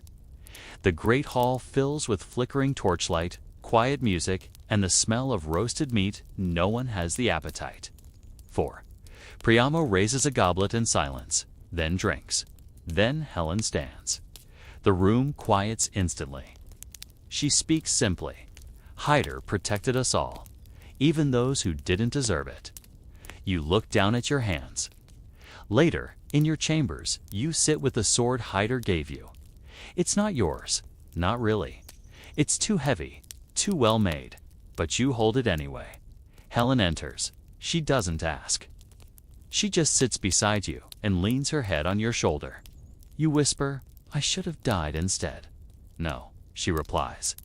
"He died doing what he believed in." Can you say the same? You don't answer. The city is quieter now, not calmer, just subdued. Morning isn't loud, it's the soft rustle of people trying to live around the shape of someone missing. A few nights later, a rumor reaches your ears. In the Greek camp, even Achilles wept. Some say he returned the body out of respect. Others say the gods compelled him. But a servant swears they saw him kneeling by the sea, speaking to Patroclus, promising vengeance was not enough. Even demigods grieve. That small truth is oddly comforting. The war, of course, does not pause. But the next battle feels different. The Greeks expect retaliation. Instead, Troy holds still, holds quiet. Because sometimes the most defiant thing you can do is not rush back into the fire. You watch from the walls, sword at your side. And for once, you feel like you're not just carrying it for yourself. The rumor arrives before the object does. Whispered through the markets, muttered in the barracks. Fluttering like an ill omen among the laundry lines, the Greeks are retreating. You hear it from 3 different sources before noon, and by then, even the palace is buzzing. Some claim a plague swept through the Greek camp. Others say Agamemnon and Menelaus finally gave up the cause. A few optimists believe it was divine justice, but the truth rolls in on wheels. Literally, you're summoned to the gates just after sunset. The beach beyond is eerily still. The Greek camp silent, its fires extinguished, its tents flattened and empty. It looks abandoned, like the tide came in and took the war with it. And in their place, sitting like a sculpture left by a giant child, is a horse. A wooden horse, tall as your city walls, carved with care. Its eyes are black pits, its mouth half open, and its belly sealed shut. You're not the only one unnerved. Healers, soldiers, priests, and poets all gather to stare at the thing like it might blink. Aeneas mutters that it's a trick. Antenor insists it's a peace offering. Even Priamo hesitates. The Trojans step closer. Poke it, knock on it. Some marvel at the craftsmanship. Others circle warily, as if it might stand up and bite. You don't trust it. Neither does Cassandra. She appears beside the horse like a storm trailing smoke, her hands clutching her own hair, her voice high and shaking. Do not bring it inside. Do not touch it. Do not even look at it. Some laugh, others roll their eyes. She raves. It's hollow. It's hungry. It will burn this city from within. The soldiers ignore her. One even jokes, maybe the Greeks left it for you, Cassandra, something pretty to sit on while you go mad. You don't laugh. You speak up. Maybe we burn it, or push it off the cliffs. Priamo turns to you. Burn a gift. The gods may be watching. You exhale through your teeth. The gods are always watching. Doesn't mean they're helping. A historian might note here. Troy was a religious city, devout, symbol-driven, rejecting a sacred offering especially. One left in retreat was dangerous. It could be seen as hubris. And if there's one thing the gods hate more than defiance, it's being ignored. Still, debate rages for hours. You sit near the edge of the courtyard that night, staring at the shape silhouetted against the stars. It doesn't feel like a gift. It feels like a breath being held. Helen finds you there. She sits beside you without speaking. Finally, she says, "It's beautiful." You glance at her. She adds, "But so is lightning, and that burns too." In another part of the city, Cassandra is locked in her chambers. Not for punishment, but for safety hers or others. No one's quite sure anymore. The next morning, the decision is made. The horse will be brought inside the city walls, paraded even, a symbol of victory. You argue, of course. So does Aeneas. But the tide of the court turns on pageantry. They want to believe it's over. They need to. And so, with ropes and wheels, and a song that feels too cheerful to be real, the horse is dragged through the gates. Trojans throw petals. Children cheer. A feast is declared. That night, the city drinks and dances and forgets. You, however, do not. You stand at the gates long after the others have gone, staring at that towering silhouette in the moonlight, feeling the weight of something unspoken. Somewhere behind you, Cassandra screams. Again. You find her pounding her fists against the barred door of her chamber, tears streaking down her cheeks like war paint. Cassandra's voice is hoarse, but her fury hasn't dimmed. The guards stationed nearby avoid eye contact. One has the audacity to say she's just tired. You dismiss them. She collapses into your arms when you unlock the door, body trembling. You guide her inside, gently sit her down, and pour water from the clay pitcher on her table. She doesn't drink it. Instead, she grabs your wrist, nails digging in. They're inside it. Paris, she whispers. Greek men, swords, fire, all hidden in the belly of that wooden beast. And we brought it into our city like fools. You want to deny it. Not because you think she's wrong, but because the truth of it fits too well, too tightly, like a trap snapping shut. They'll wait until we sleep, she continues. Until we dream of peace. Then they'll open the gates. Did you tell the king? You ask, already knowing the answer. They laugh at me, she says bitterly. Even now, you sit with her in silence. Then you say, I believe you. She looks up, surprised. Then stop it. You exhale. I don't know if I can. She doesn't argue, just nods, resigned. Meanwhile, the rest of Troy celebrates. The wooden horse sits in the main square now, draped in garlands. Children climb its legs. Musicians play beneath it. Wine flows freely, and women throw roses at the statue as if it were a war god come to bless them. You walk through the crowd like a ghost. At the base of the horse, you run your hand along the wood. Smooth, cold, too perfect. You knock. It's hollow, but so is hope sometimes. You climb a nearby platform and address the crowd. You shout over the music. You speak of caution, of the need for guards, for vigilance, for reason, but laughter drowns your words. Someone tosses a fig at your head. Helen finds you afterward. You tried, she says. It wasn't enough. Sometimes it never is. She links her arm with yours, and together you walk the quiet corners of the palace while the rest of the city revels. That night, Cassandra appears in the great hall during the feast, her hair unbound, her robes torn, eyes blazing. She screams. The fire is already lit. The gods have turned their backs. This is not a gift, is the end. The musicians stop playing. The room stills, and then the laughter starts. It begins small, nervous, then grows, louder, crueler. Someone tosses a bone at her feet.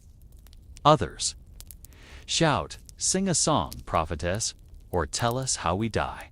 You stand. Enough. The crowd hushes. Not because they respect you, but because they fear what you might say next. You lead Cassandra away. Again, this time, Helen helps. Back in her chambers, Cassandra weeps into her sleeves. I see it, Paris. I see them pouring from the belly of that horse. Knives, fire, blood in the fountains, smoke rising from the temples. And you? She stops. And me? You ask. You try to save us. but the city burns anyway. Now, here's an academic aside. Many historians debate whether Cassandra's prophecy was a later literary device, a metaphor for ignored wisdom. But even as a narrative, her story is heartbreakingly consistent. She's right. She's always right. And no one listens. You pace your chamber after midnight. You sharpen your sword. You post extra guards at your family's quarters. And then you wait. The city sleeps. The music fades. The torches dim. And inside, the wooden horse. If Cassandra is Rhea, you believe she is. Greek warriors are holding their breath, waiting. You awaken to the kind of silence that doesn't belong. Not the peaceful quiet of pre-dawn Troy, when the sea murmurs and market stalls stir. No, this silence is thick, pressurized, as if the city itself is holding its breath before the scream. Then you hear it, a crack, wood splitting. You bolt upright, sword already in hand. Another crack follows, a thud. Then a voice not shouting, but whispering orders. And then a door opens. Not yours. The city's. They're inside. You race into the corridor. Aeneas is already there, armored, sword drawn, eyes wild. They've opened the gates, he says. The horset was filled with them, and Cassandra was right. Again, you don't.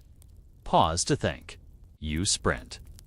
Past the courtyards where bodies already lie crumpled. Past the gardens where torches flicker in the hands of invaders. You pass a boy gutted in the temple of Apollo. You don't look away fast enough. The Greek army is everywhere. They've poured in through the gates like floodwater, quiet at first, and then unstoppable. The guards who drank too deeply last night are the first to die. Others try to rally, but there's no structure, no formation, just chaos. Smoke rises. From the eastern wing of the palace, you fight your way through the kitchens, cutting down a soldier whose blade is slick with someone else's blood. You don't wait to see who. You're heading for one thing. Your family. You find Helen first, in her chambers, already armored light leather over her robe, dagger in hand. You knew, she says. You nod. I didn't do enough. Together. You run, down to the servants' corridor, to where the elders are gathered. You spot Priamo alive, barely, his robe soaked in crimson at the hem. Aeneas helps him walk. The archives, he says hoarsely. Save the tablets. The names, you promise you will. Then Cassandra appears, barefoot, hair loose, calm, in a way that makes your skin crawl. I told you, she says. I know. You reply. She smiles, sadly. At least you believed me. Together, you guide the survivors through a secret passage behind the stables. The Greeks haven't found it yet. At least, not now. Maybe not ever. Then you see it. The great hall. Burning. Statues toppled. And at the center of it all, Menelaus. He's not wearing a crown, just a grim face and blood-streaked armor. And beside him Ajax, spear dripping. Odysseus, cloak black as smoke. Agamemnon, untouched, issuing orders like a man directing a play. He wrote years ago, "They're not just killing. They're reclaiming." You duck into an alleyway, pulling Helen with you. She sees Menelaus and does not look away. Do you want to speak to him? You ask. She shakes her head. No, I want to survive him. You lead her toward the escape route, pushing through the crowd, your sword useless against so many. The horse you see now still sits in the square, its belly open, a dark womb that birthed your undoing. Children scream. Smoke chokes the air. The gods are silent, and you understand why. They wanted this, a final act, a cleansing fire, a new story. You break through to the lower courtyard, where Aeneas has gathered what few can still fight. Elders, children, priests clutching relics. Women with knives, they're not soldiers, but they are, Troy. We hold them as long as we can, he says. Then we run. Cassandra walks among them like a prophet already halfway to the afterlife. She hums to herself something ancient. You think it's a lullaby. Helen turns to you. If we're caught, we won't be. But if we are, she presses. Don't let them take me. You nod. Not as a promise, but as a final duty. Now, here's something ironic. Historians still argue whether the Trojan horse was real. Some believe it was a siege engine, others a metaphor, or even mistranslation. But inside these walls, in this moment, it is very real. It is your ending and your beginning. You grip Helen's hand. You draw your sword. And as Troy burns behind you, you run. Smoke pours through the sky like ink spilled across parchment. You've lost count of the streets you've run down, how many corpses you've leaped over, how many prayers you've whispered, not to the gods, but to the stones beneath your feet. Troy is dying, and you are trying desperately not to die with it. You push through a collapsed archway with Helen just behind you, her dagger clutched tightly, eyes scanning every corner. Her dress is torn, stained with soot. She looks like a warrior, or maybe just someone with nothing left to lose. You're halfway to the eastern gate when the shadows arrive. Greek soldiers, 4 of them. Light armor, bloody blades, expressions, like coin tosses, half madness, half glee. They spot you, and it's like a switch flips. One lunges. You block, barely. The force drives you back. Helen slips past you, slashing at another man's arm. He screams, stumbles. Then it becomes a blur, steel on steel. A kick to your chest. A body beneath your feet. You don't remember the killing blow, just that when it ends, you're still standing, breathing hard, covered in someone else's blood. Helen spits to the side. Are we close? You nod. We just have to cross the temple of Hera. Course, that temple is currently engulfed in flame. You move anyway, through fire and screams and streets that no longer have names. You pass a fountain choked with ash and a bakery still warm from yesterday's loaves. The smells mix, smoke, sweat, cinnamon, blood, and then you see them. More Greeks. These ones dragging women by the hair. A boy screaming for his mother. A priest beaten in front of his altar. You feel something twist inside you. A fire not lit by rage, but by shame. This is what you brought to your city. This is the cost of a golden apple and a goddess's whisper. You raise your sword again. You don't think, you just move. You cut one down from behind. Drive your blade into another's side. Helen fights like she was born to. Not pretty. Not elegant. Just furious. Just fast. When it's over, 3 more bodies stain the temple steps. But the boy is gone. You can't save everyone. But maybe you can still save a few. You reach the escape tunnel near the river wall. It's just a drainage channel, hidden behind a crumbling mosaic of Persephone. Aeneas is already there, guiding people through. He nods when he sees you. Is Priamo safe, you ask? He doesn't answer right away. That's answer enough. Inside the tunnel, you find Cassandra. She's barefoot again, her robes scorched, but her eyes clear. Is this what you saw? You ask. She nods. And after? She shakes her head. There is no after. Not for this city. You don't argue. Helen touches your arm. We have to go. You step aside as the last of the children file past. The old, the weak, the remnants of Troy. Behind you, the city. Screams. Above you, the sky turns red. Now here's something strange. Some ancient sources claim a few Trojans escaped. That Aeneas fled with sacred relics. That Cassandra was taken as a war prize. That Helen was either reclaimed or released. The stories contradict each other. Overlap. Blur. Because when cities burn, so do truths. You help Helen through the passage. Turn back one last time. You see the horse in the distance, still standing, like a god mocking your ruin. You whisper your brother's name. Then you run, because there's nothing left to defend. Only someone left to protect. The tunnel opens into cold, salt-tinged air. You stumble out with Helen beside you, eyes blinking against the sudden moonlight.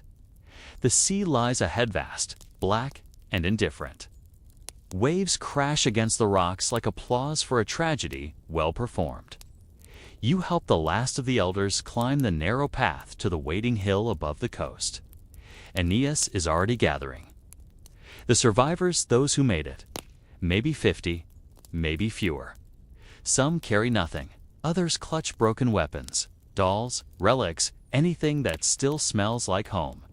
Troy burns behind you. Not a metaphor. You can see the flames, even from here leaping, from rooftop to rooftop, licking the temples, curling around the towers. The palace glows like a dying star.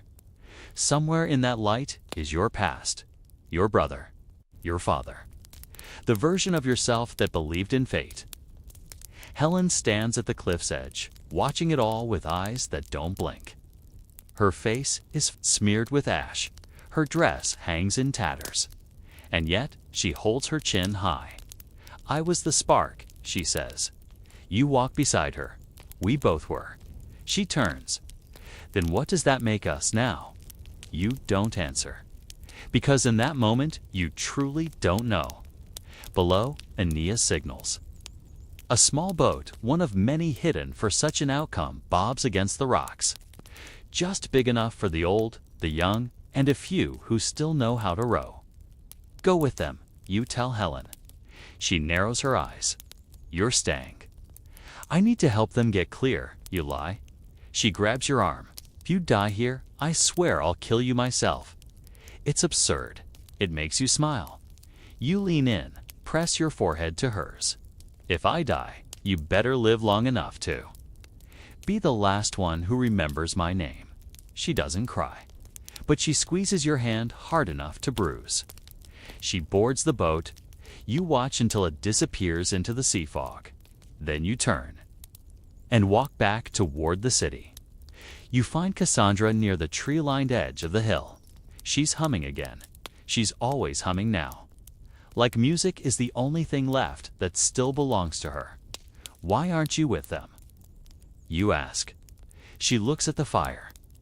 Because this is mine too. You sit beside her, just for a moment. The flames reach the temples now. You can see the horse through the smoke, tilted slightly, charred but still standing. A monument to cleverness, to pride, to ruin. Now, here's an odd footnote in some old accounts. Some versions say that Paris survived the fall of Troy for a time that he fled, was wounded. Sought healing from a former lover named Oenone. But she refused, and he died on a hillside. Maybe that will be your story. Maybe not. You rise. You move through what's left of the city, sword in hand. You strike. Where you can, help who you find, but most are already gone. You reach the temple of Aphrodite. Its pillars are cracked, its altar scorched.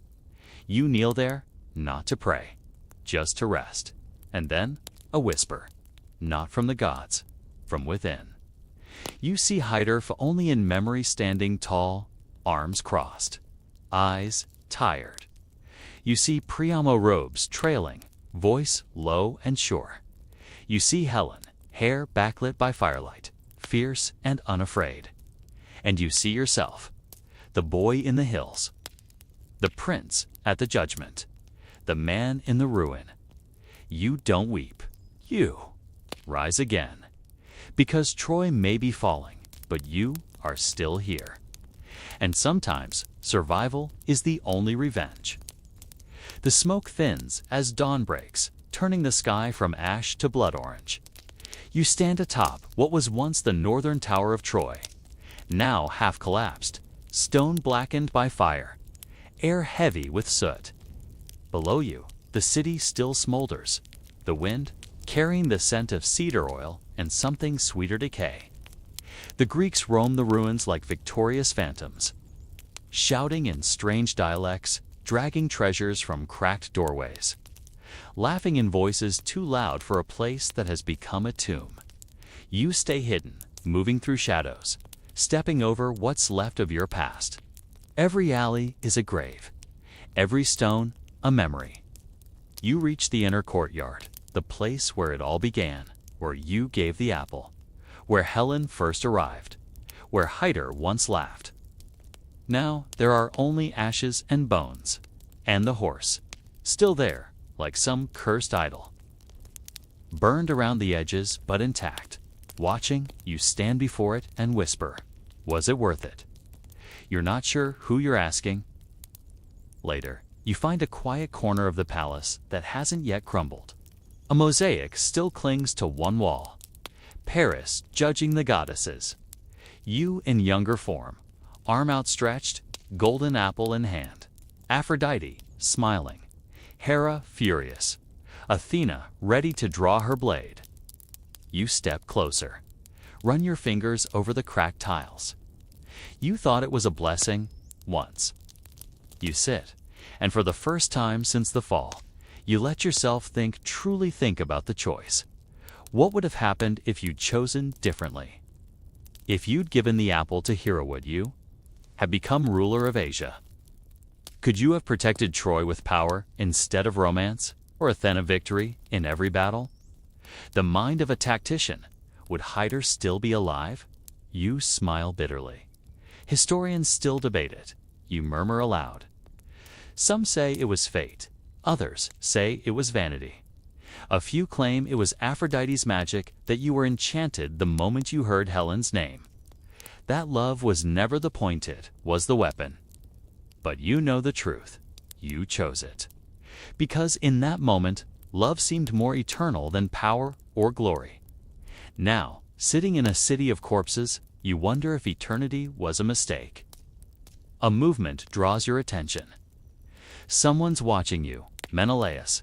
He stands in the archway like a shadow pulled into shape. Sword sheathed, expression unreadable. You expect anger. You expect a blade. What you get is silence. He walks toward you slowly. His armor is dented. Bloodied, his beard longer than before. His eyes, those same eyes you saw on your first visit to Spardar, now worn down by grief, not rage. He stops a few feet from you. "You're still alive," he says. You nod. He looks at the mosaic behind you. "Do you think she was worth it?" You stare back. She was never yours to measure. He doesn't respond. Instead, he does something you don't expect. He walks away. No duel, no justice, just the end you don't follow. Because he's not your enemy anymore. The enemy is gone. Now, it's just the echo. You remain there until the sun rises fully, casting long shadows across the broken stones. You find a piece of charcoal and scrawl a name across the floor. Hyder. Then another. Priamo. And then, perhaps selfishly, Paris. Let the Greeks take the gold, the statues, the stories. You'll leave names. Even if they're erased later, they were here. That's enough. You rise slowly. Your legs ache. Your ribs bruise with each breath, but you're alive. And if there's one thing you've learned, it's that survival isn't the end of the story. It's where you start telling the truth. The wind changes. You feel it before you see anything, how the air shifts. Lighter, colder, as though the sea itself has turned its back on the land. You're on the edge of the ruined docks now, surrounded by shattered planks and half-sunk fishing boats. Somewhere nearby, a seabird cries, unaware that it now sings for ghosts. You've come to surrender, not to the Greeks. To choice. You see Odysseus first. He's not what you expected. Smaller, older, tired in that sharp, dangerous way men get when they've won too many games and lost too many friends. He doesn't draw his weapon. just watches as you step down the pier with your hands open. Behind him, Greek soldiers linger. Some glance at each other, confused. You can hear one of them whisper, "Is that really him?" You almost laugh. Odysseus steps forward. "Paris of Troy." You nod. Whatever's left of him, he eyes your sword sheathed. "I suppose you're not here to duel me. It's not unless you want to fight a broken rib and some regret." He smirks. "I prefer less worthy opponents." Makes the stories easier to shape. You meet his gaze. "I want to leave alone." You hesitate. "If there are others still breathing, I'll find them." He studies you a long moment. "Then you won't be killed." You blink. "But," he continues, "you won't be free." What does that mean? You're a symbol. The man who lit the match. It's the one who made kings bleed. There's no going back from that. You'll either die in chains or live long enough to be paraded through foreign courts like a cautionary tale. You sigh. "Better than dying in this ash heap." He shrugs. Debatable. Now here's something not every retelling mentions. In a few rare versions, Paris doesn't die in Troy. He's wounded sometimes by Philoctetes with a poisoned arrow. He flees. Begs an old lover, the nymph known, to heal him. She refuses, and he dies in agony. Later, overcome with grief, she throws herself on his pyre. Romantic, if you like your tragedies, extra crispy. But this isn't romance. This is exile. You're marched past the ruins of the palace. Past temples turned into Greek barracks. Past statues defaced and fountains filled with blood. People stare. Some sneer, some throw curses. But no one throws stones. Yet they know you're already cracked. Helen is not among them. She left days ago, spirited away on a fast ship. You're told she stood before Menelaus, chin high, and said, "I come back because I choose to, not because you take me." And for whatever reason, guilt, pride, or exhaustion, he let her live. That's more than most wives of warlords get. You're taken to a small chamber in the old council wing now, a holding cell dressed as guest quarters. Odysseus sits across from you at a table that still bears scorch marks from the siege. He asks questions. Why you took her, what you felt. If you'd do it again, you answer honestly. "I thought it was love." And now, you pause. "I think it was prophecy pretending to be love." He nods, unsurprised. That's usually how it works. The next day, a ship waits in the harbor. You don't know where it's going. You don't ask. You board in silence. As the shore fades, you stand at the stern and watch the skyline of Troy vanish beneath the smoke. No temples, no towers. Just the shadow of a city too proud to kneel, too cursed to stand. Someone beside you mutters, "Good riddance." You don't respond, because, for all its flaws, Troy was your home. And now, it's just a story. You close your eyes and wait for the next one. The wind bites sharper in exile. The ship creaks underfoot, its sails taut with directionless urgency. You stand at the prow, cloaked in salt and silence, watching the waves roll out like the thoughts you can't stop having. No one speaks to. You, not the sailors, not the captain, not even the gods. You're not a prisoner, technically, but you're not free either. Your name carries weight, even here weight no one wants. Paris of Troy, the prince who doomed a city. The man who loved a queen so hard he burned down a civilization. You try not to flinch when they call you that. You try not to flinch when they don't. The ship docks at a nameless cove along a craggy coastline days later. You're left with supplies, a small hut, and a warning. Don't wander too far. Not all Greeks are content with you still breathing. You nod. You don't wander. The hut is simple. Stone thatch, a hearth that smokes a little too much. You clean it. Chop wood, gather herbs. not because you care, but because doing something keeps your hands from remembering the feel of firelight. On the walls of Troy, nights are hardest. That's when memory leaks. You see Hyder, blade in hand, facing Achilles. You hear Cassandra whispering of hollow horses.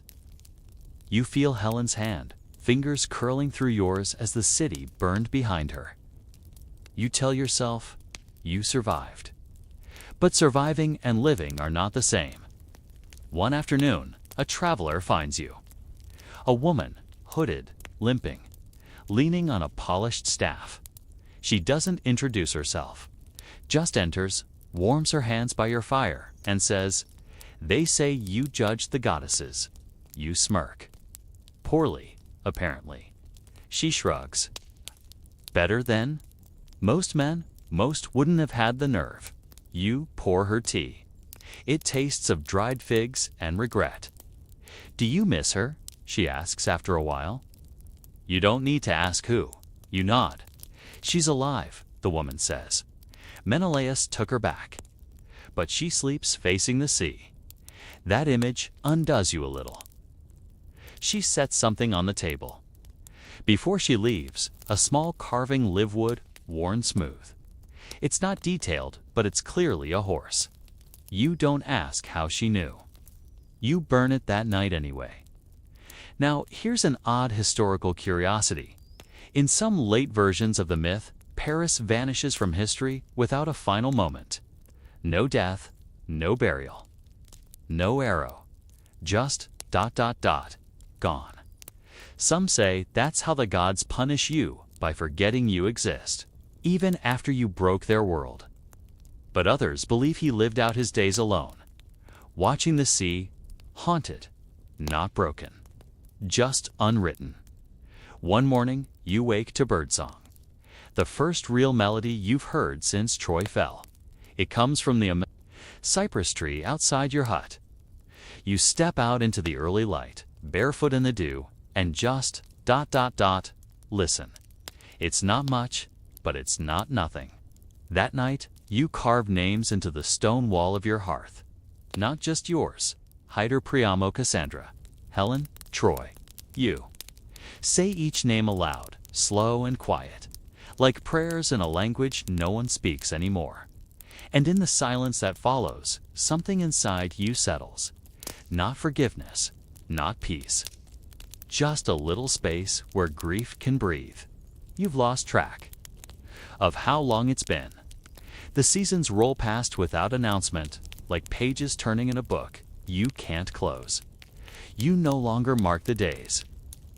The sea still murmurs. The cypress still stands. And you, Paris, one sprints of Troy have become something quieter then. Legend, you rise with the sun now. Not because you need to, but because dawn feels like a promise. You sweep the hearth. Boil water. Tend a garden you never expected to plant. The olive trees give little fruit, but enough. Sometimes, the villagers send a child to trade with you. They don't say much, but they bring bread, honey, wool. One time, a clay figure of a horse. That one you buried. They never ask who you are, you never offer. One afternoon, a sailor arrives. Older, half-blind, stories clinging to him like barnacles. He shares wine, tells tales of gods and monsters. You listen. When he gets to Troy, his tone shifts. They say it burned for a woman, he says. But I think it burned for pride. You nod. Same thing, sometimes. He chuckles. You remind me of someone. You smile. I get that a lot. After he leaves, you walk the shoreline. Your footprints vanish as fast as you make them. The wind tugs at your cloak like a memory trying to return. And still, Helen haunts your mind. Not with sorrow. With silence. You imagine her in Spartolder. Quieter. Not forgotten. Never that. But less named. Perhaps she speaks your name when no one's listening. Perhaps she doesn't. You hope she has peace. You hope she dreams of the garden. One evening, you sit by the fire and find yourself writing. Not a history, not a defense, just a letter. You don't address it. You don't seal it. You toss it into the flames and watch the words curl into smoke. Now here's something strange, in some obscure versions of the myth. Troy was rebuilt not the same, but a new city on the bones of the old. They say Aeneas led a few survivors west, carrying the fire forward. Rome, eventually, would rise from that flame. Maybe that's how stories survive. Not in ruins, in reimaginings. You look at the stars. Name the constellations your father taught you. You imagine Cassandra's voice saying, "You see now, don't you?" You whisper back, "Yes." The world didn't end with Troy. It just became quieter.